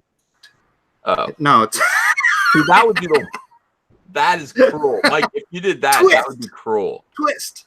No, No, it's the serial killer who needs his help because his sister's been kidnapped, and she's so he can't go to the police, so he goes to the only FBI guy he knows. What do you think of that, Edwin? My out of the three, my favorite is actually that Six Gun Samurai. We did a couple of readings of that from the first episode. Six Gun Samurai has legs, and I think talking to Miller, he's going to try and tie it into some of his Blacklist universe. So that that's if I got can get potential. if I can get the funding to do the second Six Gun Samurai story, I'd love to use the same artist, but B, it ties directly into the founding of the Unknown Soldier program. So it does tie into Blacklist. Well, here's what I've done, Mike, and to everyone in the chat, there are 1,874 people watching right now. Just so that you know, I put the link to this in the chat. No, I put the link to this in the description, so you can actually back Meg's on Samurai and Deal with the Devil. I have to say, I'm somebody who loves sharks. I love sharks. Especially Cool, because I think I'll be auctioning off this page from the Meg on tonight's auction. So you love sharks. I do. I like sharks. I like Shark Week, Mike. Shark Week. Yeah, I like Shark Week. I don't know why we can't get a Shark Month. Why can't we get a Shark Month, Mike? Well, there's so many other animals they have to focus on, right? Like what, No. Mike? My dog? No. Oh, Mike, Shark Week. Yeah, Dog Month. Dog Week. They have Dog Week. Honestly, and they have Cat Week. Mike, just say that you think I'm right about Shark Month. Don't argue with me. Shark Month. Well, I'm trying to get people enthusiastic. Look, yeah, absolutely. Okay, all right, thank you. God, it's like a Shark Month, Edwin. Edwin will agree with me. Edwin likes sharks. He lives in Hawaii. He lives out in the islands. He loves sharks, and he would probably rather spend 4 times as much time with sharks than who is it that puts on Shark Week, Mike? What the network? Discovery Channel. Discovery Channel. Discovery, yeah. Okay, so Edwin's with me. He thinks that we should get 4 times as much shark as the Discovery Channel is letting us. Edwin, true or false? Yeah, that sounds reasonable. I'll go How about Dog to Shark Week, where they feed dogs to sharks? Whoa, crazy person. Hey. Just one week, just one day. How about that? Yeah. Not even a week. Well, I can't get enough sharks. So in any case, Mike, I want to thank you for making this comic book called The Meg. It's about a megalodon, which was a shark. This was back in the old days. People need to understand, when waters were warmer, sharks like the megalodon grew to enormous lengths. Some of these guys were 250 feet long. And the thing was, they fed on whales. There was Ethan, did you say megalodon? 60, 70 feet long. Megalodon. Not megadong. Not megalodon. That's my Jersey accent. I can see why Mike would go there, though. Megalodon would grow to be like 250 feet long because all of these whales. What a time to enter a live stream into Megadong. So, was the megalodon a grower or a shower? I don't even want to know how he hunts. Holy crap. You better be careful, dude. Dave Johnson's going to do a drawing of the megadong and sell it on eBay. It's his only art that will sell. Guys, come on now. All right, so in any case, I was trying to sell Mike's shark book, but he talked me out of it. He did. No, thank you. I got another one, Colin. Thank you, Colin. Could have done better than that. Can I talk you into promoting my book, Ethan? No. By the way, Nasser. All right, so here's what happened today. Nasser went into look, these 3 innocent comic book artists. All right, decided that they were going to do what we do, and they were going to start live streaming these kind of drink and draw kind of. By the way, don't drink and draw; it doesn't work. Like people, dude, it was like 12 o'clock in the afternoon here, and they started, and Dan was chugging down whiskey. I'm like, yeah, is this a problem? Do you need to see somebody about this? Yeah, I don't like the idea of drinking during the afternoons, really, or in the morning, like the early morning, and then trying to draw. Like, here's the thing: like when I have a drink, and I rarely get to drink, I don't get to drink very much anymore. And Andrea just doesn't want to drink anymore. When we were dating, we would drink all the time. We'd party. It was fun. But now that we have kids in the house and stuff, it's just, and I've got obligations. It's hard to drink. But when I do, that means the day is over. The second I crack open a beer, the day is over. I'm not recovering and getting myself together again to draw after that. I think the idea of drink and draw should be a comedy. It shouldn't be an effort to do something good. It should be like Mike drawing with his feet. Now, Nasser went into this chat with these 3 guys, and he said, Mike S. Miller. He went to the guy, Dave Johnson.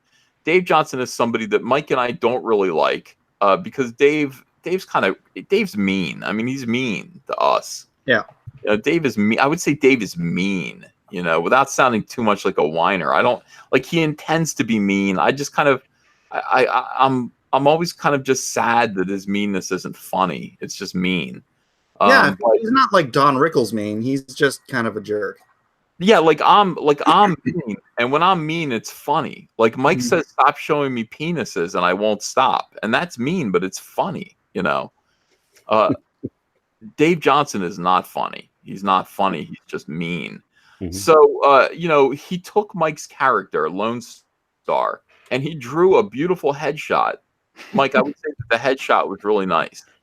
But honestly, the headshot did kind of look like Dave without a beard. Did it really? On the head of a penis. Well, that was how I was going to finish the story. Like he drew it like on a dick. Like, so Mike was like, oh, I was happy with it at first. And then I just looked down. My eyesight went down and I saw that it wasn't just Lone Star, my character that I love and created, but he's on the head of a penis. And that was the cruelness of it. That was the cruelty of it. Like it was exciting at first. Like when you looked at it on Twitter, you just saw like a piece of the picture and it was his head and you're like, oh, this is good. And then you click on it and it's like, oh, you got me. It's a dick. And then Ethan was just heartbroken that he didn't think of it first. I would never do that to you, Mike. I would do that to you, Mike. Yeah, I wouldn't do that because I don't want to. I don't want to draw nothing. All right, so I'm drawing Cyberpunk and that's it. I can't stand drawing other stuff right now. Other than that, I wouldn't do it because it was mean. It was cruel, Mike. I'm not out to hurt your feelings. I'm not out to be mean to you. Well, he is. So anyway, Nasser comes in there today to the chat.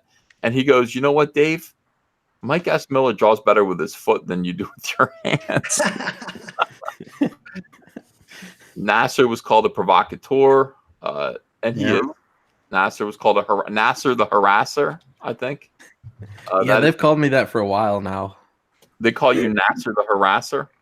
At least Mark Lombardi does. Yeah. Well, I just thought of it today. Are you telling me that Mark Lombardi is like that much smarter than me? No, sir. Hail Okay. Caesar. Thank you. Let's rewrite history. I came up with it first, and then Mark Lombardi came up with it before me. Right? Mark Lombardi stole it from Ethan. Right. Let's try to make that work. Let's go with that narrative. Okay, so in any case, yeah, that was a big problem. I had to actually talk to Dan Panosian in private and be like, that's just ignore Nasser and he'll stop. Just say everybody kicks Nasser. Just go ahead. Yeah. He said, I see how you guys treat Nasser. I kind of get it. Did he really say that? I swear to God he said that. And it makes me think that Dan probably watches the show a little bit. The show, right. Meaning not the show, but like just whatever we're doing, you know, which I like. I like Dan Panosian. I like Ethan, refresh that Meg page real quick. All right, let's see how we're doing on the Meg, Mike. Let's see how it's doing now. Oh, look at that, Mike. I thought it was going to be a substantial difference. What did it jump? Where are we at? Where are we at? Because I think we've gotten 42,621. 42,621. Yeah. Because I think I've gotten like 5 sales. Well, that's probably good. Edwin, what do you think? What do you think of the progress on the Meg right now? What would you tell people in the audience about why they should be backing Mike S. Miller's Six Gun Samurai, the Meg, and Deal with the Devil campaign? Well, yeah, there are some contributions in the last 6 minutes, and I recognize these names, so thank you very much. Well, it comes down to what it comes down to is corporate comics is cratering, right? We've been talking to these people for 2 years, telling them what we want, what we don't want, and they just keep doubling down on the stuff that we don't want, disrespecting people, punking people, dunking on people, and they just keep churning out the same stuff that's going to end the industry. So if you want something better, if you want something made by somebody who's going to connect with you and respect with you, then you're going to have to back people like Ethan Van Sciver. You're going to have to back Mike Miller.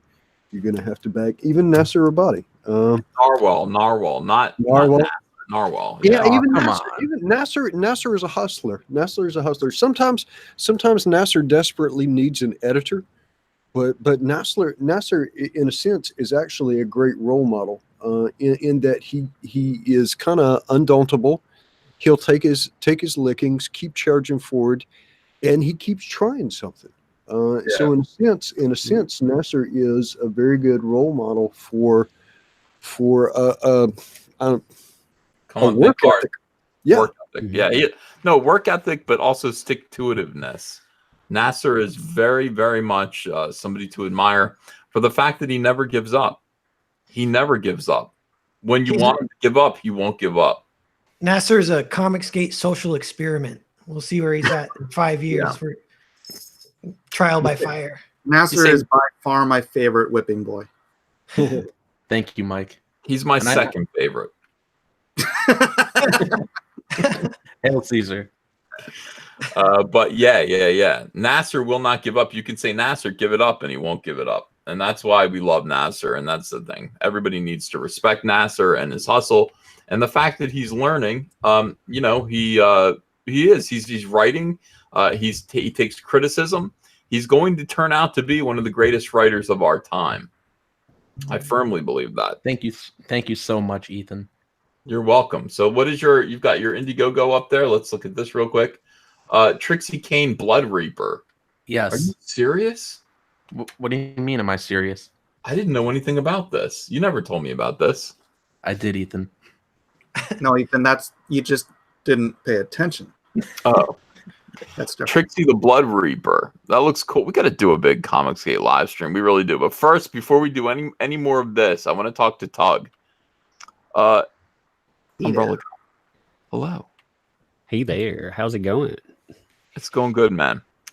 People want an update about the IDW situation.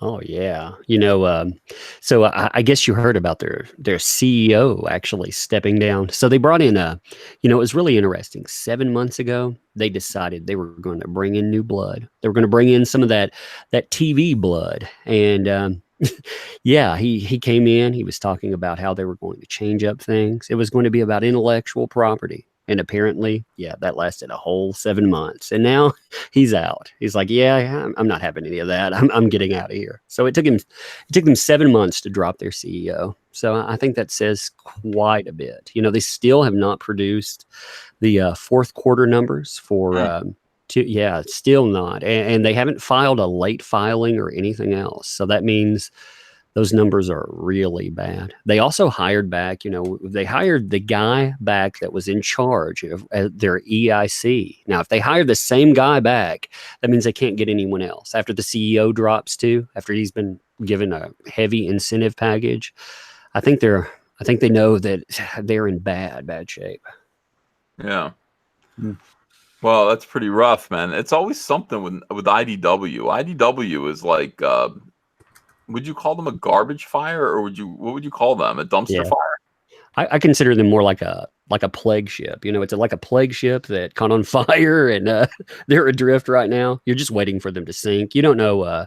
There can't be anyone worthwhile on board anyway. There's nothing really to go out and save. Everyone's already got the plague, but that thing will sink sooner or later. They did so bad with G.I. Joe. They did so bad with G.I. Joe. I mean, you got G.I. Joe, and you got 5,000 fans there, and you screwed them all over. That was horrible. Their G.I. Joe books look like pure garbage, and they still do. What was that G.I. Joe book that you were reviewing the other day?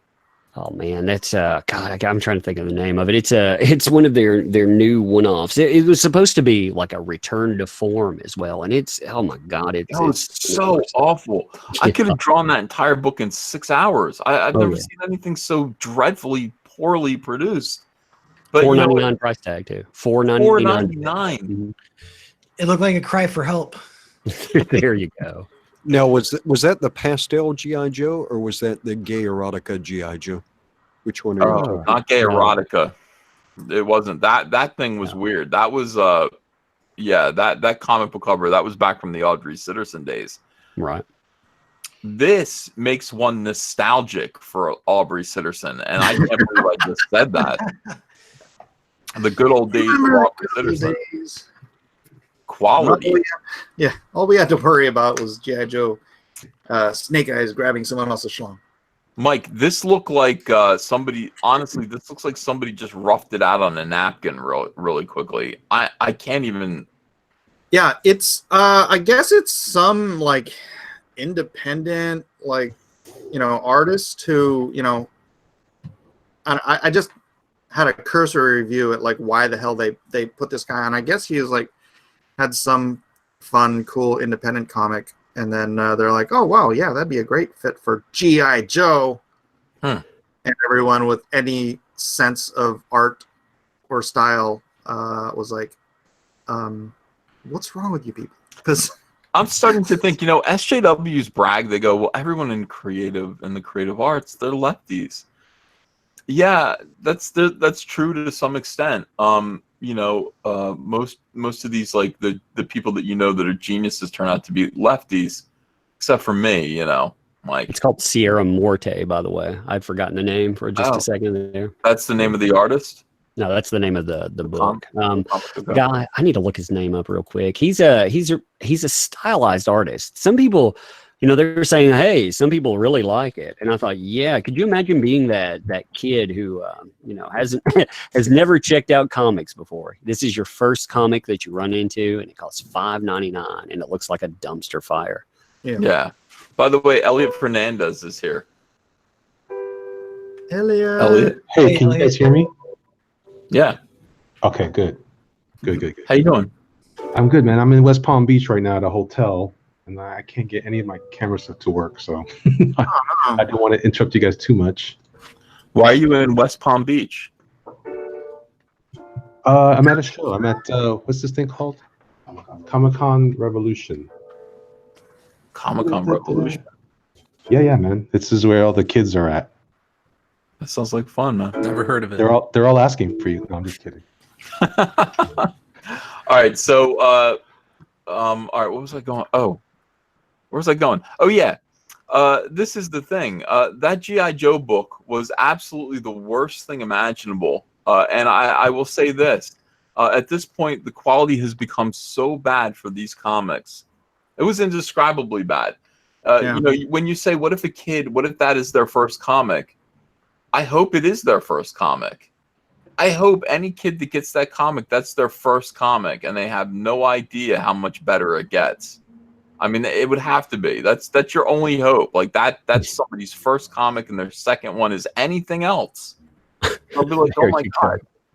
It's also, it was scored anywhere from a 9.6 to a 9.9. So that's so ridiculous. Well, I do want to enter one caveat there. They can buy anything else but Savage Dragon. Savage Dragon's horrible. I was actually at a comic store today, and I made the mistake of picking up the latest issue, and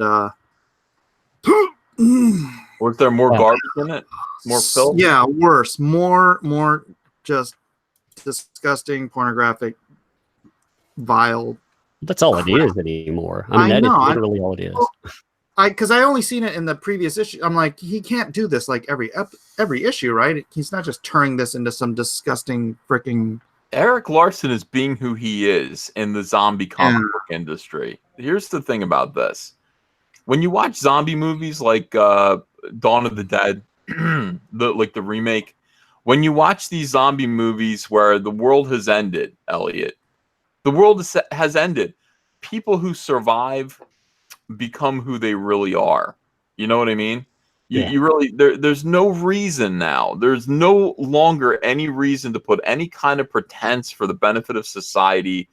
If you are a cannibal, look at like The Walking Dead. If you are a cannibal, you're going to, but you've always suppressed it. You're going to become a cannibal. If you're a pedophile, you're going to do that. Like that happens in Robert Kirkman's Walking Dead too. You're going to be who you are. You're going to eat goldfish out of goldfish bowls, like right into your mouth. And you're going to be a weirdo survivalist, whatever it is. That's who Eric Larson is right now. This is the zombie comic book industry. And Eric's just like, what am I pretending for? My Eric, comic sells 1,500 copies a month. Eric Larson is like the comics equivalent of a 60-year-old who moves to Thailand and gets like 2 16-year-old wives or something. No, that's again. That's creepy. That's creepy stuff right there. But that is kind of true. Where it's just like, all right, at this point, I'm in hiding from the rest of the world doesn't exist for me anymore. I'm just going to do whatever it is that I want to do with my comics.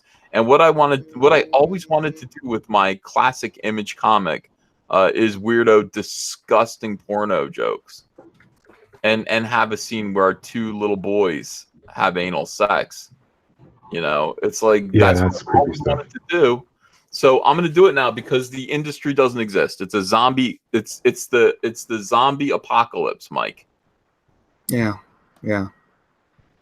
No, but I think Eric would have done this anyways. I remember talking to him, years ago, and he was saying that he didn't want to do anything that his kids couldn't read, right? But his kids are older now, so apparently he wants his kids to read this kind of vile crap. So this is all like. I'm sorry. Go ahead. This is all his inhibitions released. Yeah.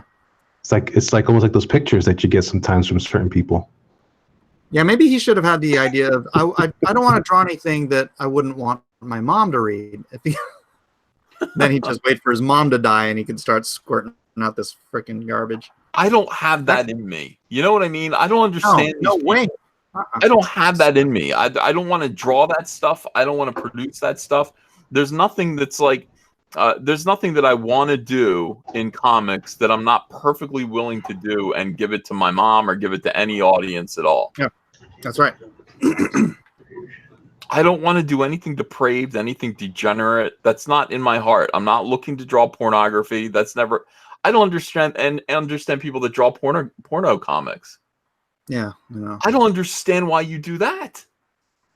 Real pornography is readily available. Why are you drawing it? It's not as good.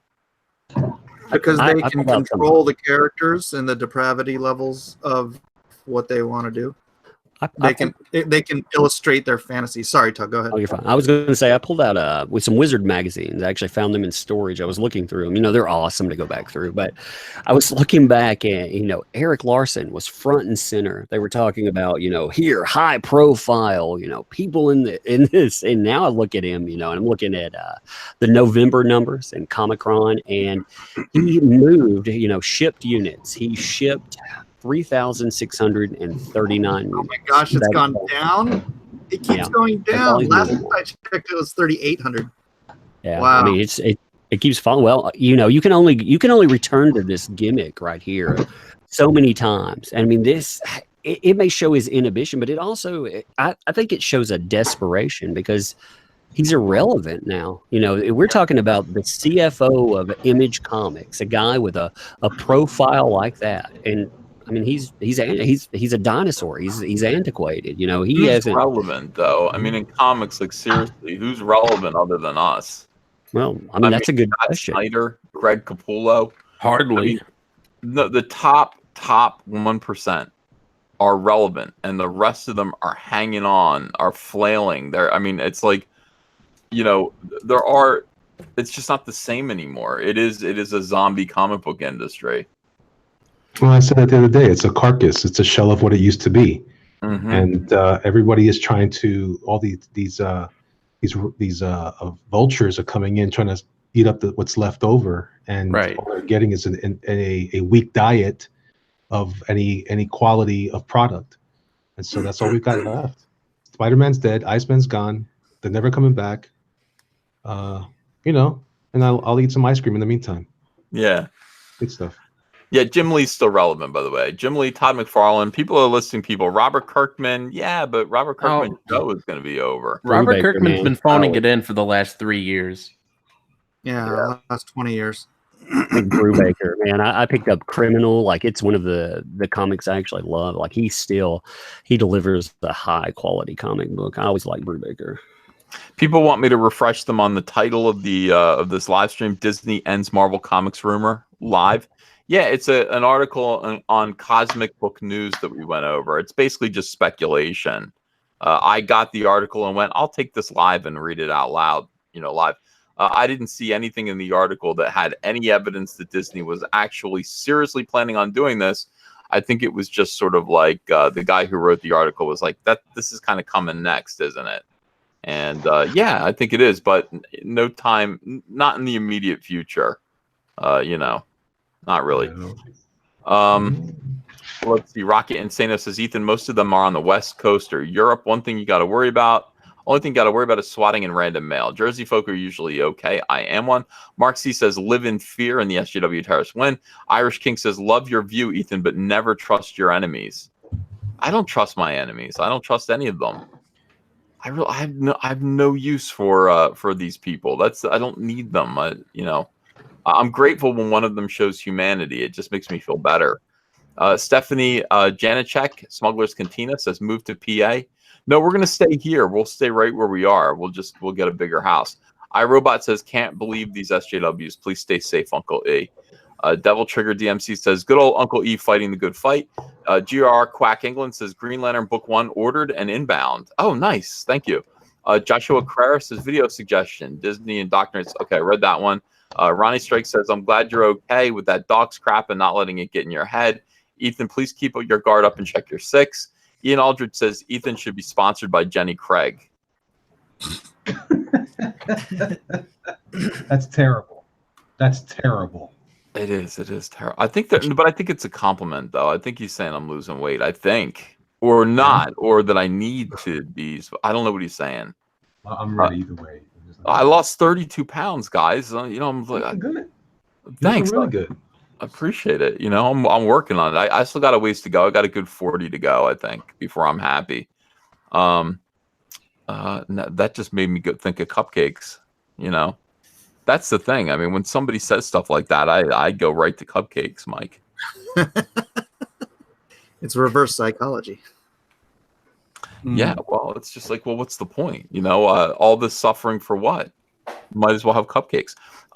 Logan Michael says, hope you don't get swatted. You're in my prayers. Starwoke Incorporated Nico says that pick is turning the frogs gay. Alec Munoz said someone locked that clown car door, a couple escaped. That's in reference to the Gail Simone picture where she's with Kelly Sue DeConnick. Did you guys all see that? Yeah. Oh, yeah. That's ridiculous. I love it. That's some good trolling, because you see that and it's like, all right, it makes your blood boil. You know what I mean? And it's like, I do that too. Scaredy Cat says, how can we talk about coming on your next CG Live? God, I think the best way to get on Comicsgate Live, first of all, I don't even know when I'm going to do them regularly, but is to befriend someone else, not me. Go make friends with Elliot. Convince Elliot that, like, you're awesome, and Elliot will say, hey, bring my friend on, and I'll be like, all right, I trust Elliot. I trust Elliot more than I trust me. Elliot's smoking weed. Look at him. Got the glasses on indoors. You see I have my narwhal mask? I like it. Oh, nice. Second form. Wait, where's Elliot? I don't know. I don't know. He was here a second ago. We should do another sunglasses stream, Ethan. The beard looks good, man. By the way, yeah, it looks it. good. Yeah, we could do a sunglasses stream. I got a couple new pairs. You know, I do buy sunglasses pretty often. Nolan Nerd says, hey, Uncle Ethan was going through long boxes at 2nd and Charles and found 2 comics when you were drawing X-Men. Love them. I'm 6'4". He says I'm 6', 4,290 pounds, but I think it's 6'4", comma, and then 290 pounds. I got your 6, bro. Thank you, Nolan Nerd. Yeah, I need a bodyguard. Nimble Navigator 62 says, hey, EVS, do you slice your pies with that nose? Just kidding. Love ya. See what I mean, guys? So Ethan, what made you think about cupcakes? Was there something? Yeah. You got called by an SJW a cupcake earlier today, right? to Edwin.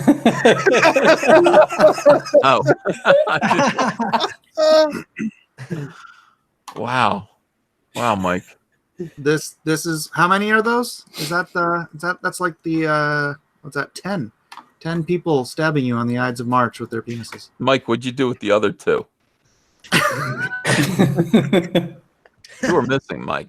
Those are powerful cupcakes. Yeah, is that disturbing that two are missing? That I claim no knowledge.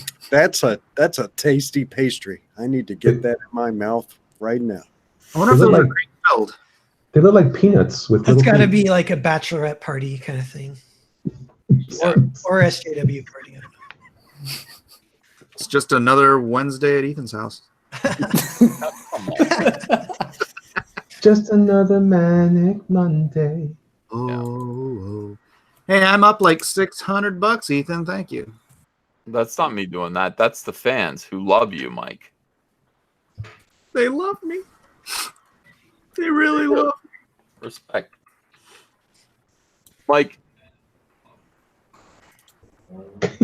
Hey, Mike. Mike. Hey, Mike. I'm not even gonna look. Hey, Mike. Oh, jeez, Mike. Oh, Mike, what if you're a guy in a swimming pool and you have your back to people and somebody takes a picture of you and then they put it on the internet, Mike, and that picture's embarrassing? I just put in the chat, back the Meg, there's no penises. Mike. Well, so it's low T. Mike, what if somebody takes a picture of you while you're in the swimming pool from behind? And the picture and if I looked like that, I would grow some hair. Oh man! Would you grow hair on your neck, Mike, in that I picture? would grow hair, and I would never take my shirt off. Mike, it's just a guy in the pool, though. It looks like someone threw a cupcake into the pool. Yeah. Mike, I'm just showing you a picture of a guy in a pool, so don't get mad. All right? See, I see. Okay. If your kids come in, just say it's a guy in the pool. Ethan, your Uncle Ethan. Your kids should call me Uncle Ethan at this point. Your Uncle Ethan is just showing you a picture of a guy in a pool. That's all it is. All right? It is. That is all. Hey, ABS, people in the chat saying that's Antonio.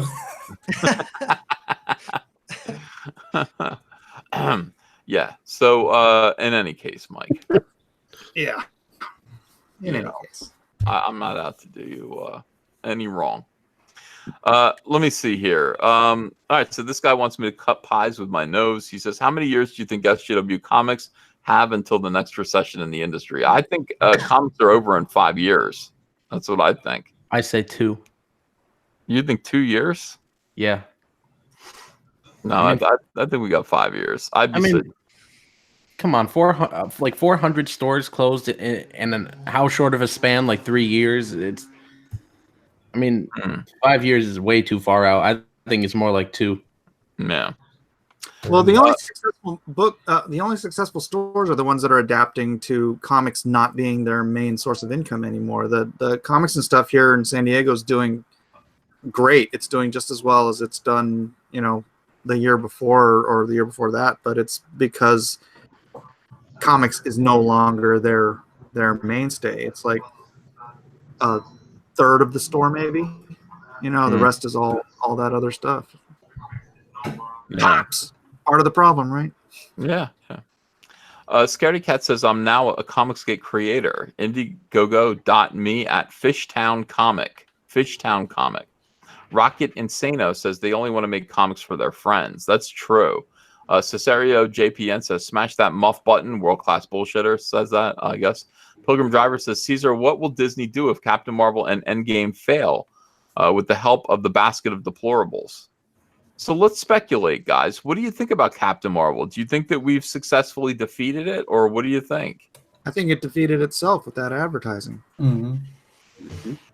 Nobody wants to see that movie. Is it comparable to Solo, a Star Wars story? Is it going to be kind of like that? Like it'll still do okay money, but not as good as they're hoping? Or no, yes. Solo lost money. Solo lost $80 million, so it didn't do okay money. It did bad money. Okay, but the advertising was still better than Captain Marvel. Captain Marvel just looks like a bore. Yeah, it looks worse than Solo. Yeah. Oh, these people are deranged, though. No normie knows who Captain Marvel is, and there's no charisma to it. So there's no reason to buy in or take a chance on this dysfunction. They're saying it's going to have a bigger box office than Wonder Woman. Everybody knows who Wonder Woman is. Mm-hmm. Yeah, that ain't gonna happen. Well, they need to do it. They need to make this work because it's Well, they've done a couple things that are interesting. First of all, they're setting things up by they're calling people who are seeing through all this, they're calling them trolls. So they already have their excuses lined up for when this movie does fail. The trolls did it. We did it, which is great. I hope they do say that. I'll take credit for that. But also beyond that, they really do need to make this work. And Kevin Feige is so smart. I mean, he placed this movie right before Avengers Endgame. It's like you have to see this movie in order to see the end, the final chapter of the most important Avengers movie. Yeah. Do you guys remember Heaven's Gate from the 1980 or something like that? Cult? I know it's like a movie. It's a really famous flop, and it kind of destroyed the old studio system.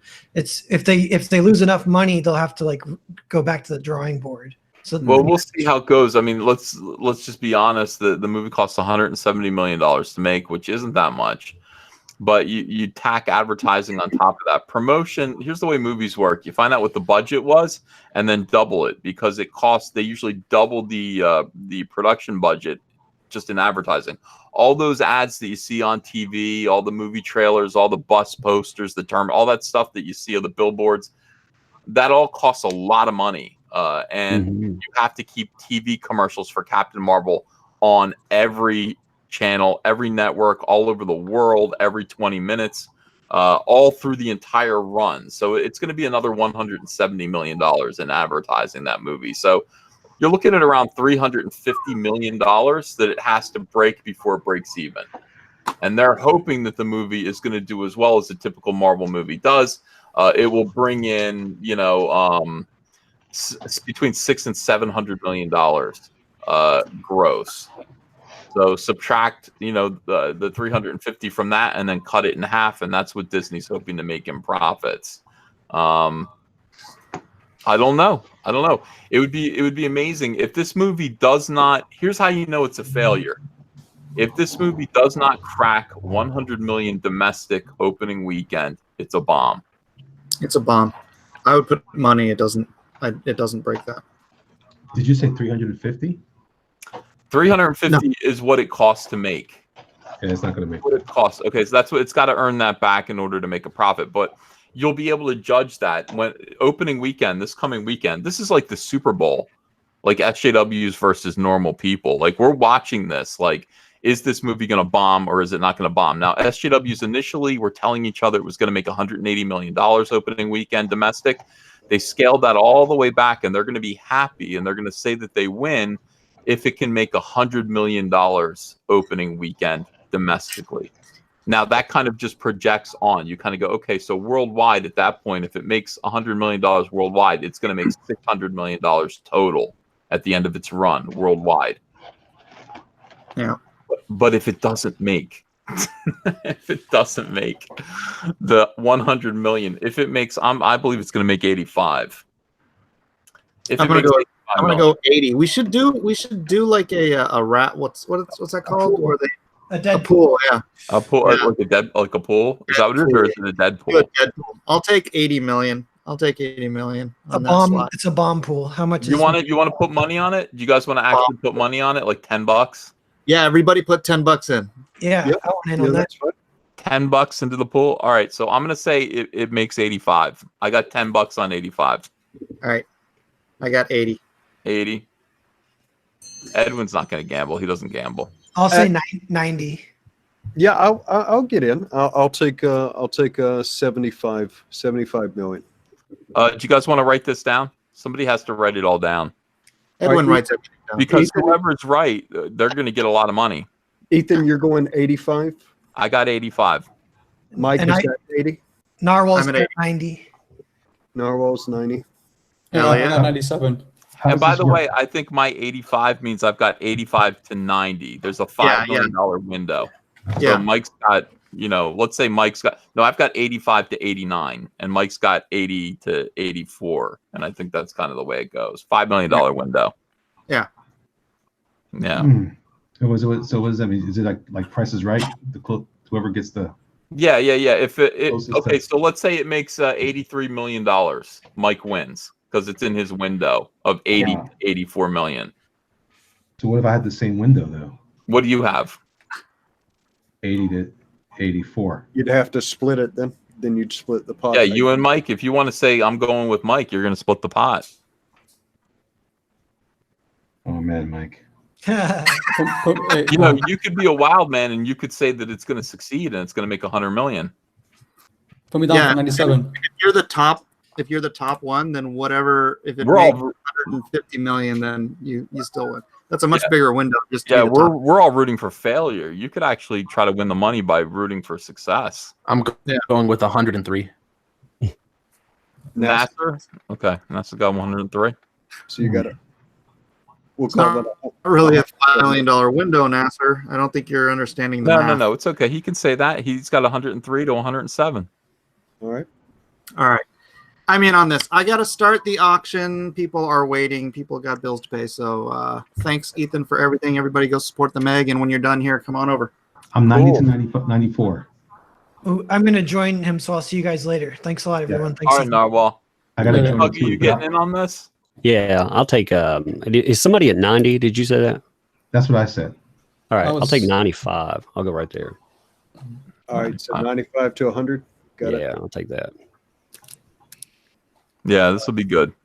Yeah, it'll be fun. I mean, I want to go by Price is Right rules. I want to bid $1. Somebody's going to get like $60. Somebody's going to win like a pot of $60. Oh, It's going to be me. I am the most pessimistic. I went 75 to 80. Yeah. You're rooting for catastrophe. You're rooting for people jumping out of their windows at Disney, you know? Well, I just how do they think? But literally nobody has ever heard of Captain Marvel. Yeah. It only sells once you get past issue 1. It quickly falls to 20,000 copies sold a month whenever it's launched as a comic book. Nobody cares about it beyond like a very narrow interest group. Yeah, I agree. It doesn't make any sense to me, but I'm ready to be surprised. I mean, Guardians of the Galaxy, nobody knew. You have to remember that Marvel has never had a failure yet. That's true. This would be their first failure. I'm waiting for your article reading for that. It's going to be like, oh, it bombs. There are people so jumping out fun. of windows. Edwin will come on. He'll be like, yes, I won $50. You know. Ethan. Ethan. Donald DeLay just texted me. He says, "Tell Ethan I want 70." Well, okay. So, Elliot, are you writing these down? No. Oh, okay. Edwin is. It looked like you were writing. I'm preparing for my You're artwork drawing. auction. Of course.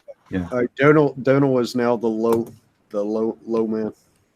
Yeah. All right. I That just want works. to hear Ethan's laugh going. If it bombs, I will laugh. And what's going to happen is the viciousness. If it bombs, we're going to get blamed for it. It's going to be right-wing white male trolls drove this movie into the ground. These people are Hitler. It's going to be like a month of that toxic fandom. We already saw it with Solo. Like they'll follow the same pattern that they did with Solo. They'll come up with excuses and blame, and it's going to be really like Sunday, Bloody Sunday for like 2 months. But it'll be funny too. If it succeeds, it's going to be horrible too. If it succeeds, the strutting around talking about how women have taken over everything is going to be kind of weird. But that'll at least be more. Will be more pleasant. What's better, happy feminists or miserable feminists? Miserable. I don't know what's better. They're both awful. There's Crying. no Crying feminists. feminists. But Yeah. it seems like they're only happy when they're miserable. Yeah, I'm about to say, are they truly happy? Let's see. Let me read these super chats. Rocket Insano says, bring back US1, Ethan, greatest trucker comic ever. Gray. DCV Titan says Deep Croak. Dark Admiral March Hare says Snowman as your code name. Midnight TV says trucker code Black Tico. That would be my truck driver code, my CB handle. Mark C says CB needs to be a truck driver. Good news. Once Marvel does shut down, you may get your wish. Chicken Sit says, I drive. Come join my convoy. Your CB handle is picked for you like corpulent blowhard. I'm Slider. Don't ask. Glad you and the fam are still okay. Thank you, Chicken Sit. Rocket Insano again. Thank you for being generous tonight. Make a cyberpunk trucker comic called Convoy. Mega Jetty 1 says, send a rock tweet to Cecil and Gail Simone, invoking my toxic masculinity. Also, fire Quesada so that SJW Marvel can end and we can get more crossovers with DC. Swinging Cod says the glove fist will commit sodomy or sodom you. Mark C says your CB handle has to be the Cyberfrog 10-4. Catch you on the flip side. Nobody knows 808 says Ethan put the penis down instead of the hammer. These guys are nuts. Wait a second. What is that noise? What's going on? That's Elliot, I think. Is that me? Oh, sorry. I got. I hear your TV or something. Yeah, I'll mute. Hey, actually, I got to get split for the auction, so we'll talk later. Okay. Bye, Elliot. Literally. Justified. Lead us. Weird Vibe says, hey, EVS, been trucking for 3 years. I've come across your channel over a year ago. Thank you for being informative on the whole SJW cancer and the comic book industry. P.S. A lot of truckers have hoes in different area codes. I believe that's true. Thanks for $20, Weird Bot. The one says, Comicsgate looking real jacked right now. Sarah Jacobs, thanks for $15. Just ordered Cyberfrog 1 and 2 and the new X-Men from Amazon. So psyched. A lot of people are doing that tonight. That's cool. Kleindropper says maybe Disney will subcontract some of the most iconic Marvel characters out to All Caps Comics Incorporated LLC for independent distribution to the fans. I'm not interested. Other people fantasize about that. I don't want their characters. I want my own. Elad says, I'm a truck driver. I just want to say I love your show. Can't wait to get the new Cyberfrog. I had an address change, so how do I change my new address? Go into your order. It's pretty simple. Go into your order, and then you can actually adjust your address and all your shipping information. Master Control Program says, drop a like for Uncle Ethan. He deserves it. Oh, thank you. Health says, after Marvel Comics goes under, will you buy it with all your froggy money? No. 7 to 9 says, I'm a happy customer. The best thing you can do for me is take care of yourself. I love your frog, your rebirth, and your progress. Peace. Free to Talk says, DIS will control 40% of the USBO after Fox deal closes. TLJ, Captain Marvel, comics, etc. The shroud of the dark side has fallen, begun. Hashtag Moviegate has. Downshift says, would you try to buy any Marvel IPs? What do you guys think? If you could have a Marvel IP, what would it be? I want Spider-Man. Punisher. Yeah. I want Punisher for sure. Punisher, yeah. I'd buy Ghost Rider. Yeah, That'd be good too.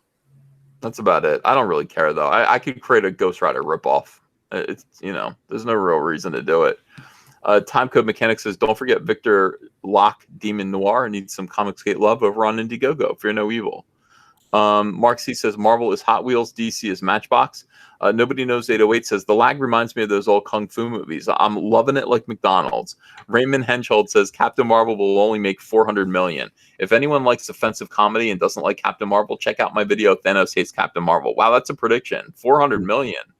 That would be devastating. They would break even. They'd break even. Trevor writes says, EVS, I hope you don't get swatted wearing the frog suit. That would be embarrassing. They sent me frog pajamas in my P.O. box, guys. That's cute. Awesome. I've seen some of your stuff. It's been pretty awesome, man. It's a good idea. Everybody should get a P.O. box. They do. People want to send you stuff. Like I was like, you want to send me something? Hey, I picked up one. If anybody, I'll throw it out there. Actually, I just picked up a P.O. box. So, what's your P.O. box? Mine is 257. P.O. Box 257, McMinnville, Tennessee. So yes, I'm not right there, but that gives away like a state. Oh man, not Conda. I know people are upset, but that's in 37111. You can send me whatever. Just make sure it doesn't blow up. Can I say mine? I trust people. Yeah, go ahead. Yeah, mine's P.O. Box 855, Oaklawn, Illinois 60454. Nice. Saniko says, when are you going to open an online comic store? I don't know. I got to have a product first. I got to finish Cyberfrog. Albino Thunderbun says, the Ranger was loaned by choice. He was a Volcel. Mark C says, Narwhal reminds me of Butters on South Park. General Devereaux says, Mike, make my day Miller, coming in pistols in hand. Tennessee used to be says you should create strawberry beefcake, make him look like Fabio, and have him fight Rainbow Brute. Yeah, John Malin drew strawberry beefcake before we were friends. He drew. He did a really nice piece. Spider-Man Not Bug Boy says Narwhal went from foil face to Goofy Man. Why? Is Narwhal still in here? Or did he leave? No, he left. He left. Captain Caveman, thanks for $20. Says we have your 6 in Vineland, New Jersey. On Fandango from the 8th to the 12th, the only movie listed is Captain Marvel. Is that the only movie showing that weekend? No, it isn't. They just haven't officially. It looks like a conspiracy, but it's not. They just haven't delegated the screens yet for each movie, so you can't buy tickets yet. I know it sounds hokey. Everybody freaked out, and Andrea fell for it too. She's like, "You're gonna make a video about this?" I'm like, "I don't know how to describe it, and so I won't make the video." It turns out it's a good thing I didn't, because a lot of people are eating crow for that right now.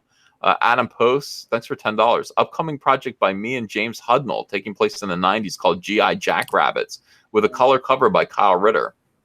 Want to include the Wasp Invasion Cyberfuck community? Sending an email now. Okay. Darth Bobcat says, character idea: little girl who loves sharks, dresses as shark for fun, cries when seals escape during Shark Week. Name the Meg, aka Megan.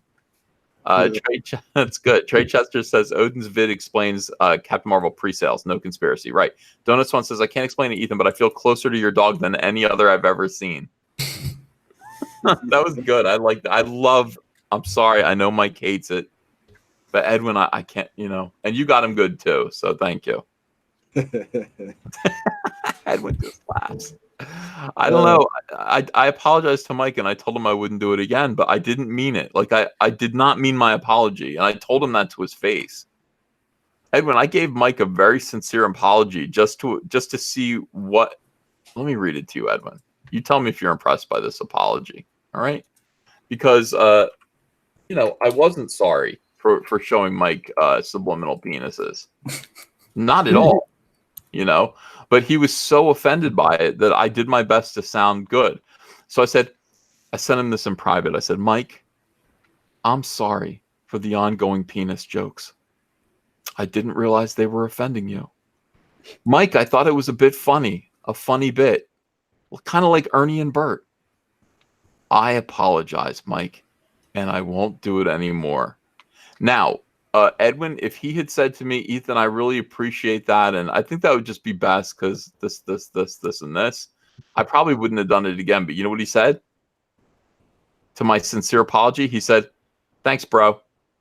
So, no, and Mike came back in here, and I said, Mike, I just want you to know that I did not mean my apology to you.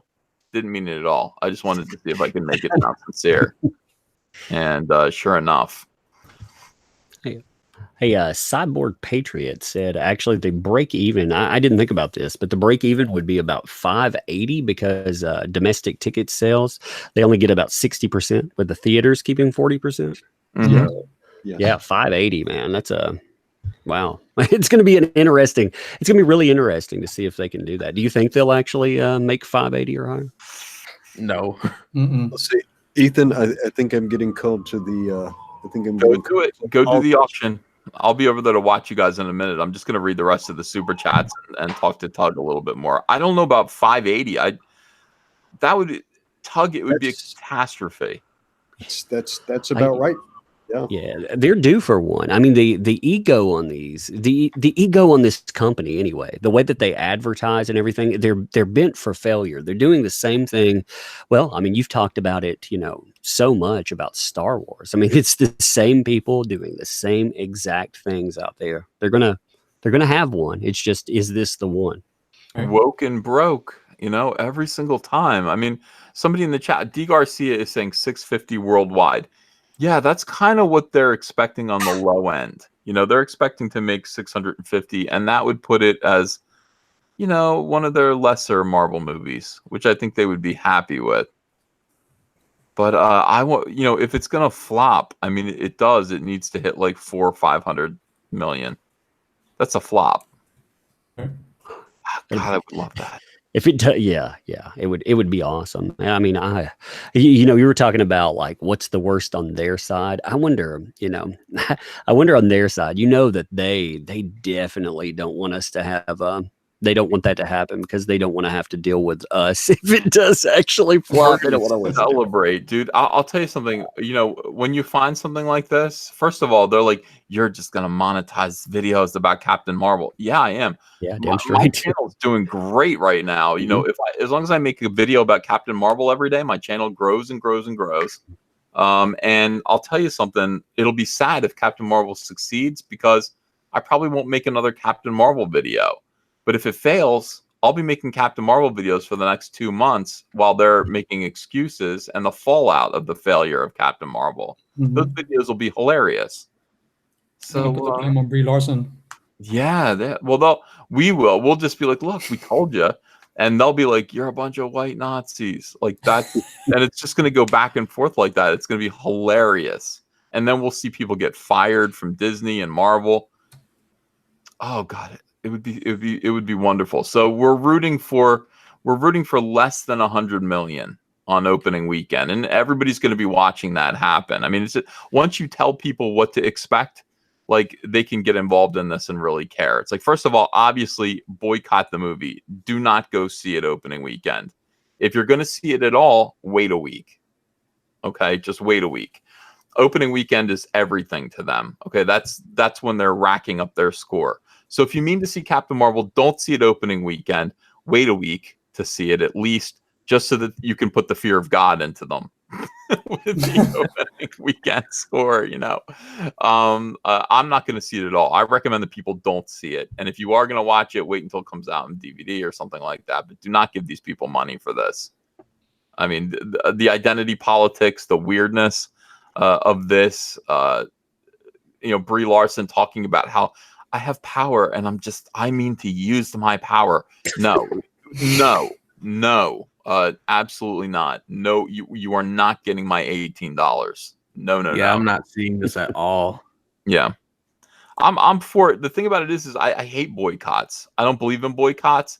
I didn't boycott Solo. I'm not going to boycott Star Wars Episode 9.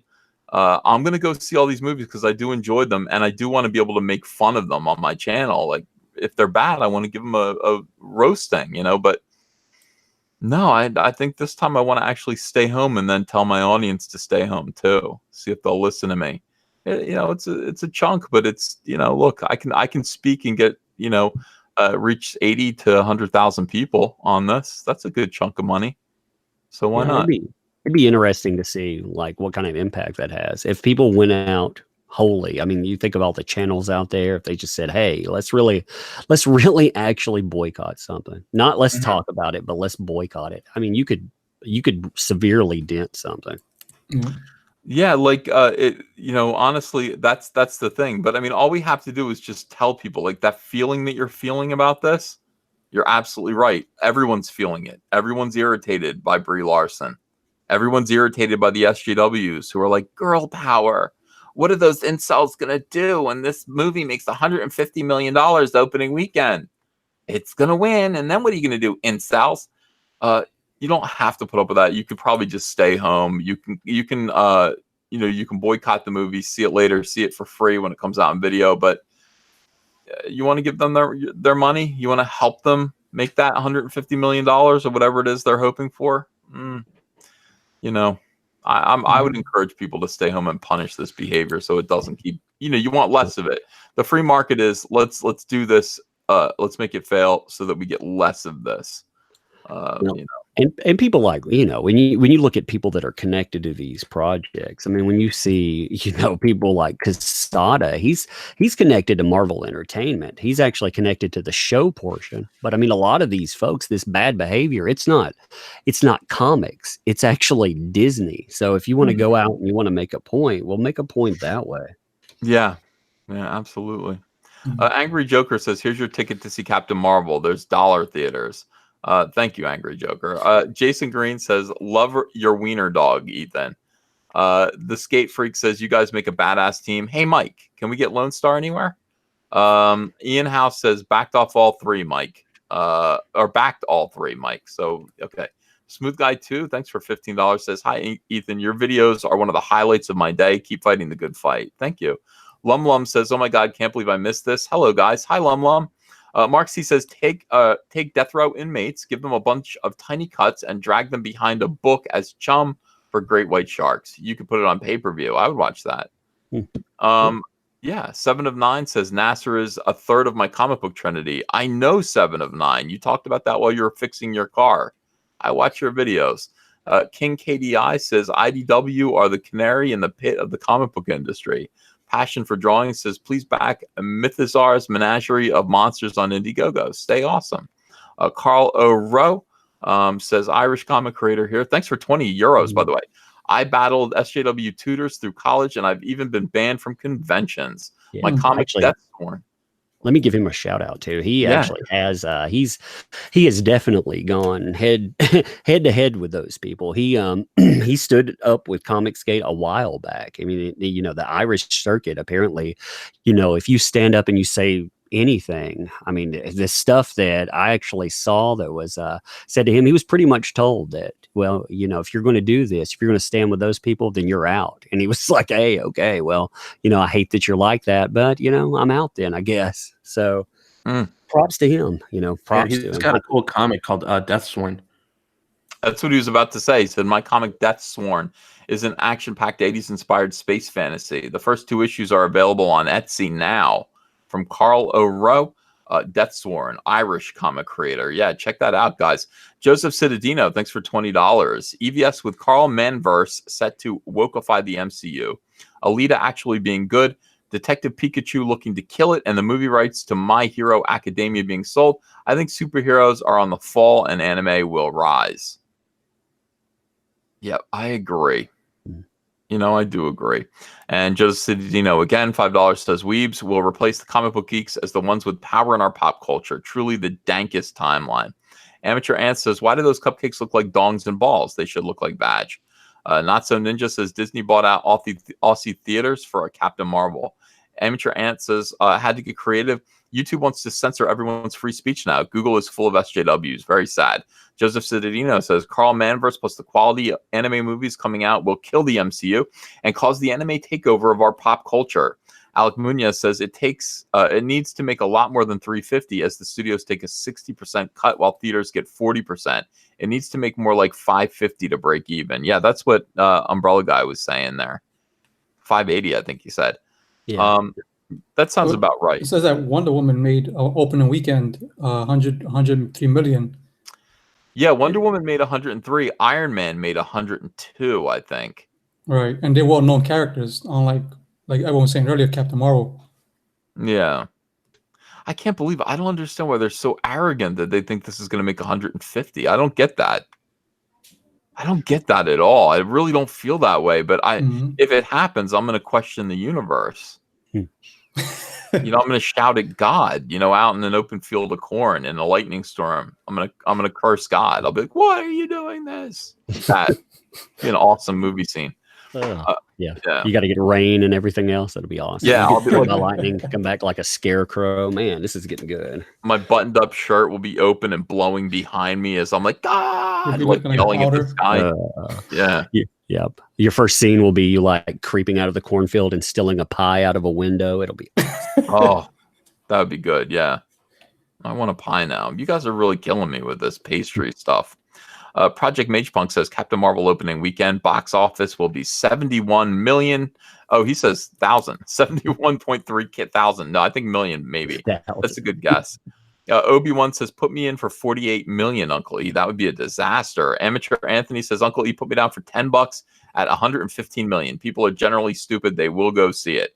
Justin Ward says, wouldn't a corporation huge as Disney buy a mill of seats?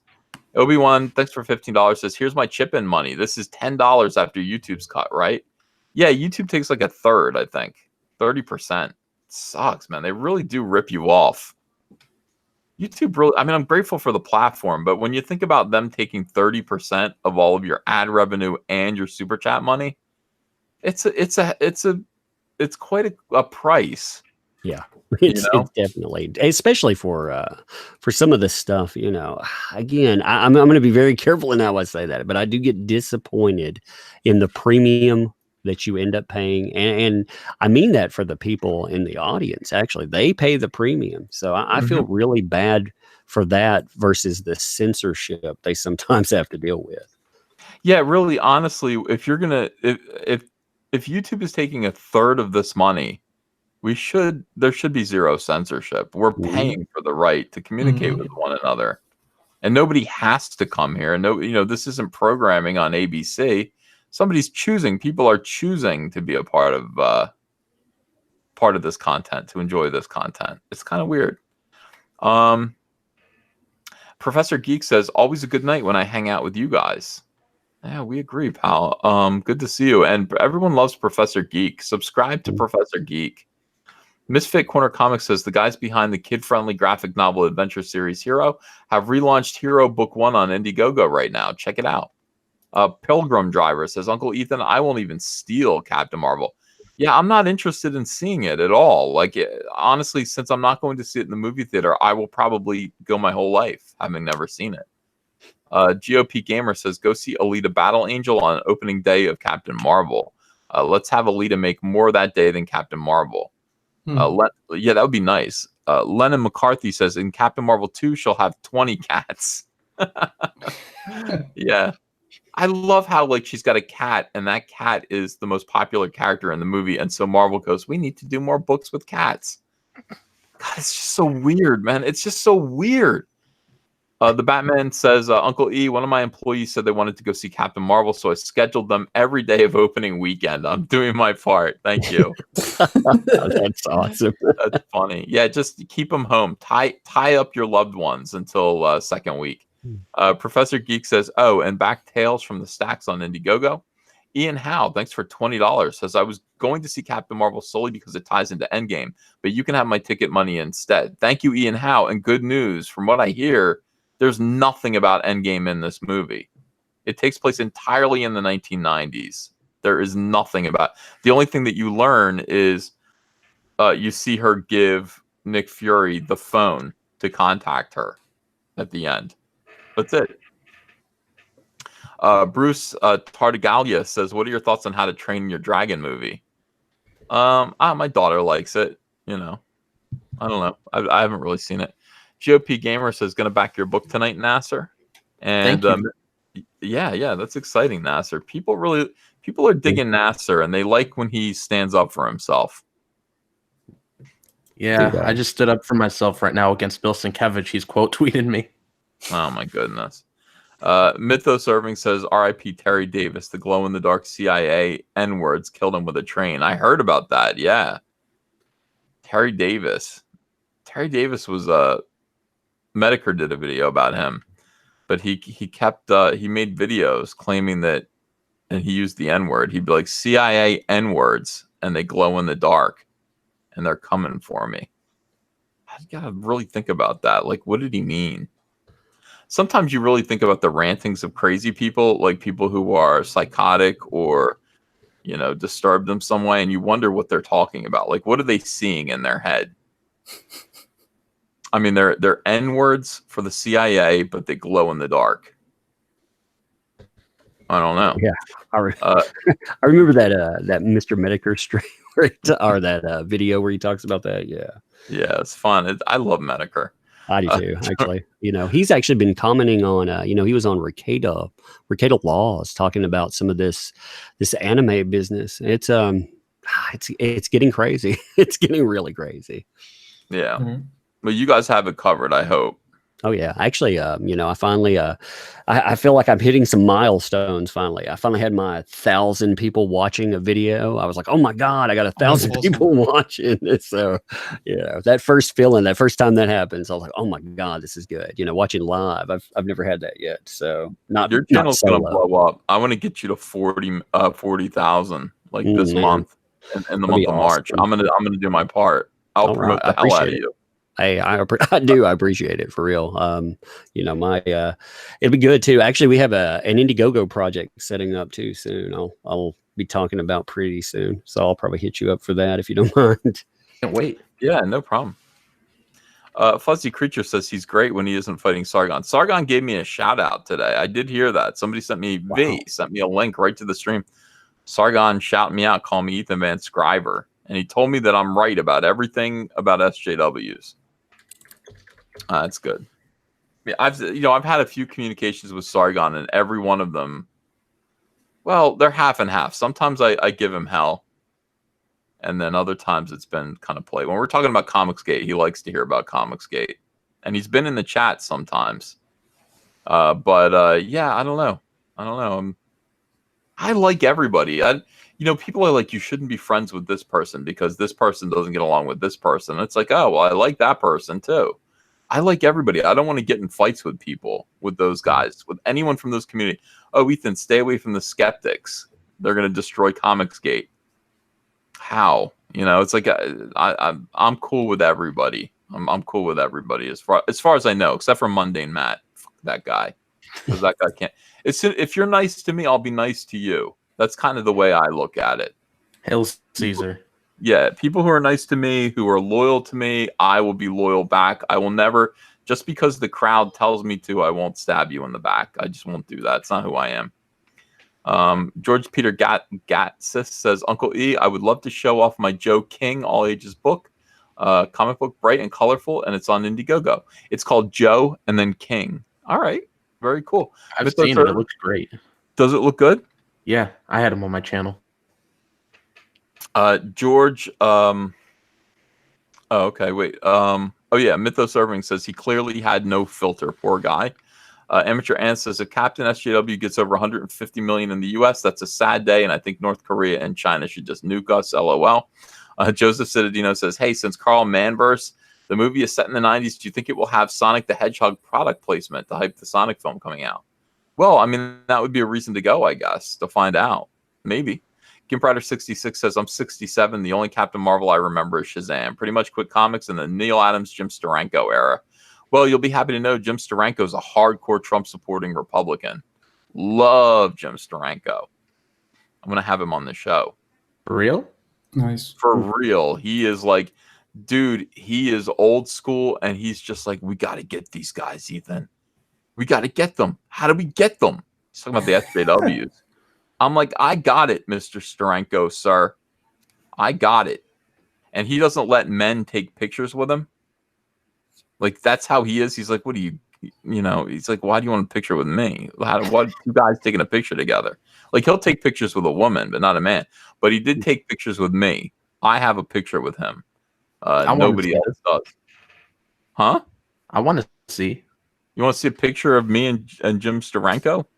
Yeah. All right, hold on a second. See, Nasser makes things complicated. He actually asked me to back things up.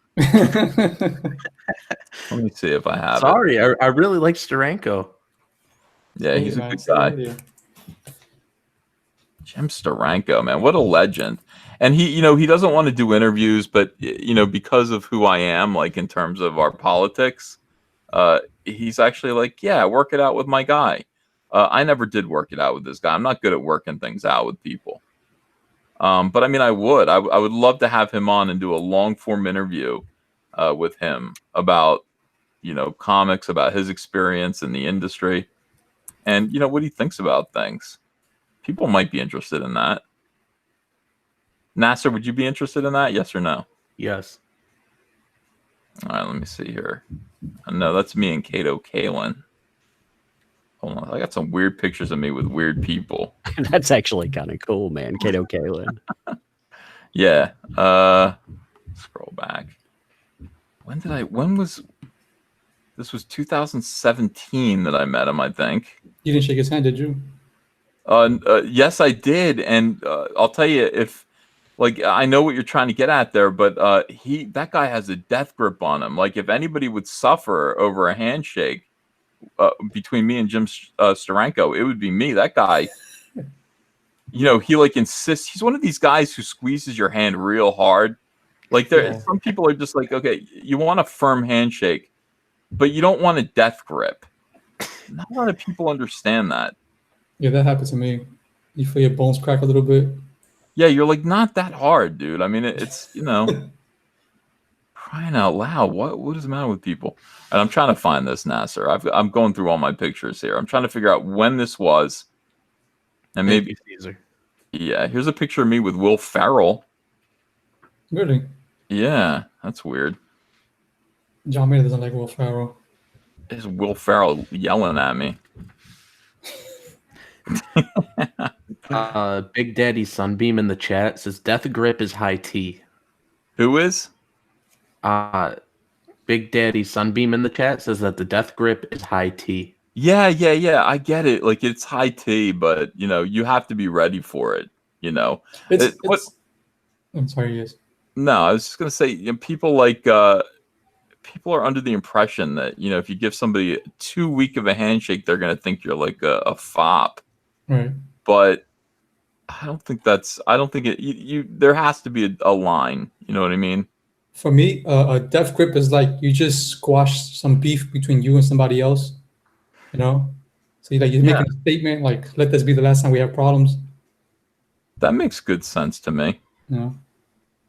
That makes sense to me. I like that. If it's like, yeah, like from now on, but you're also sending a message like, if we have problems again, you can feel how hard I'm squeezing your hand. Like Right. that's how I'm gonna squeeze your head. I'm gonna squeeze your skull like that. You know, is that what it is? Is that what the death grip is meant to convey? Could be. I mean, I have people that I know just shake my hand that way. I'm like, man, why you gotta put it so tight? Like, what, you trying to make a statement or something? Yeah, I think they are, for real. I think that is statement making. I got a picture of me with James Gunn's brother. It's like, I got some weird pictures in here, man. I met a lot of people. I meet a lot of like kind of celebs. Here's me with Alan Thicke like 2 days before he died. God. Everybody, I'm telling you, man, you never know. You always take pictures with people. Here's me at Trump's inauguration. We can't see. I know. I'm looking on my iPad, and what I'm going to do is once I find it on my iPad, I'll ship it over to my computer. This is boring. This isn't good radio. Nasser, this isn't good radio. Man, Nasser, look at you. You should have seen Mike the other night. He was going to his list of celebrities who he's met and taking pictures with. Are you serious? That's what I'm doing right now, basically, except I'm not showing people. Right now, I'm going through. It's so stupid. All right, I'm going to cut this stream off. I don't know. Oh, wait, here it is. Right when I said that. Here it is. All right, hold on. I'm sending it over to myself. I was about to give up, but Critias was like, "Don't give up, Ethan. Yeah. Don't give up." And because I have faith in you. Yeah. And so this is the thing. Again, this is a man who does not take pictures with other men. And because of that, a picture of you with him is rare. It's rare. So, yeah, people are like, it's lousy radio. Yeah, it is. All right, look. I got it. I understand. NASA's going to crop his face into your picture. All right, here we go. I'm going to crop myself between them. Is that why you wanted this? Yes. This is it. Oops. There it is. Me and Steranko. Oh, that's pretty cool. Blurry. He's got a healthy head of hair. He really does. He really does. And I mean, this guy's a ladies' man. And you know what he reminds me of? I said, "Are you from my neighborhood? Are you Jersey?" No, he's Brooklyn. This guy is like I don't know. He's like Frankie Valli. He's that kind of guy. Like an old he looks like a mobster, you know, from a movie. It's actually kind of cool. That's how he sounds too. That's what he sounds awesome. Like. Yeah, he is cool, man. It was worth it. How you doing, Ben Skyler? But I mean, picture him like shaking your hand, like squeezing it real hard. Like, yeah, this guy's a Republican, Trump supporter. He took a lot of grief after the election too, because he came out for Trump, and they actually, like, it doesn't matter who you are. Like, you can be a legend like Jim Steranko, and if you come out as a Republican, they are going to crush you. These idiots, and I'm talking about like idiots, like lowlives, like people who have never accomplished anything in comics, anything of any significance whatsoever. They're going to crush you. They're going to attempt to crush you. And they tried to disgrace him. They tried to ruin him for voting for Trump. And he's Jim Steranko. These people are scum of the earth. Absolute scum of the earth, Tug. Well, I mean, that is their accomplishment, though. You say they haven't accomplished anything. Well, that's what they aim for. It's sad. You know, used to accomplishment meant merit in comics, not merit at destroying other people in comics. Right. Exactly. Dark Knight Returns says, really big fan of your Green Lantern, Mr. Van Skyver. Thank you so much. Cinema and Comics, thanks for $10. Found out single issues of comics will no longer be sold at my books a million. My Cobalt Apocalypse comic is now on Indie-Cron. It's Cobalt Apocalypse. It will come out April 1st on Indiegogo. Twitter is Gwetler Nathan. I didn't pronounce that right. 709 says, please speak in front of a rainbow-clad log cabin. I definitely will for when I'm the hero to all Republican gays. And I am. I am the hero of all Republican gays. Mythos Irving says, great. I wonder if they will put male pregnant Sonic art from DA in Captain Marvel. I don't know. That scares me. I don't know what that is. I don't know what these Sonic fans are wacky. But in any case, all right, I'm going to let you guys go. I want everybody here. We got 1,636 people here. Please go over and watch Mike S. Miller. Go watch the auction over at Blacklist Universe. A lot of great art is being sold right now. Please go buy a copy of something. Thank you for joining us, fellas. Appreciate you. To be on. I appreciate you, man. Absolutely. And can I give one pitch before we go? Okay. All right. Thank you, Ethan. So this is my Indiegogo, you guys, Trixie Kane Blood Reaper. It's a story about if we can ever be too far gone. When Trixie was a little girl, her father's job as a monster hunter caused her mother to die in her own living room. And years later, her father has been captured by vampires, and we see if she hates him so much that she won't save him. That wasn't so bad. Mythos Irving says, look up Medicare's Deviant series. Oh, I've seen it. Nasser, the minute you said, can I just pitch something? Everyone in the chat said, no.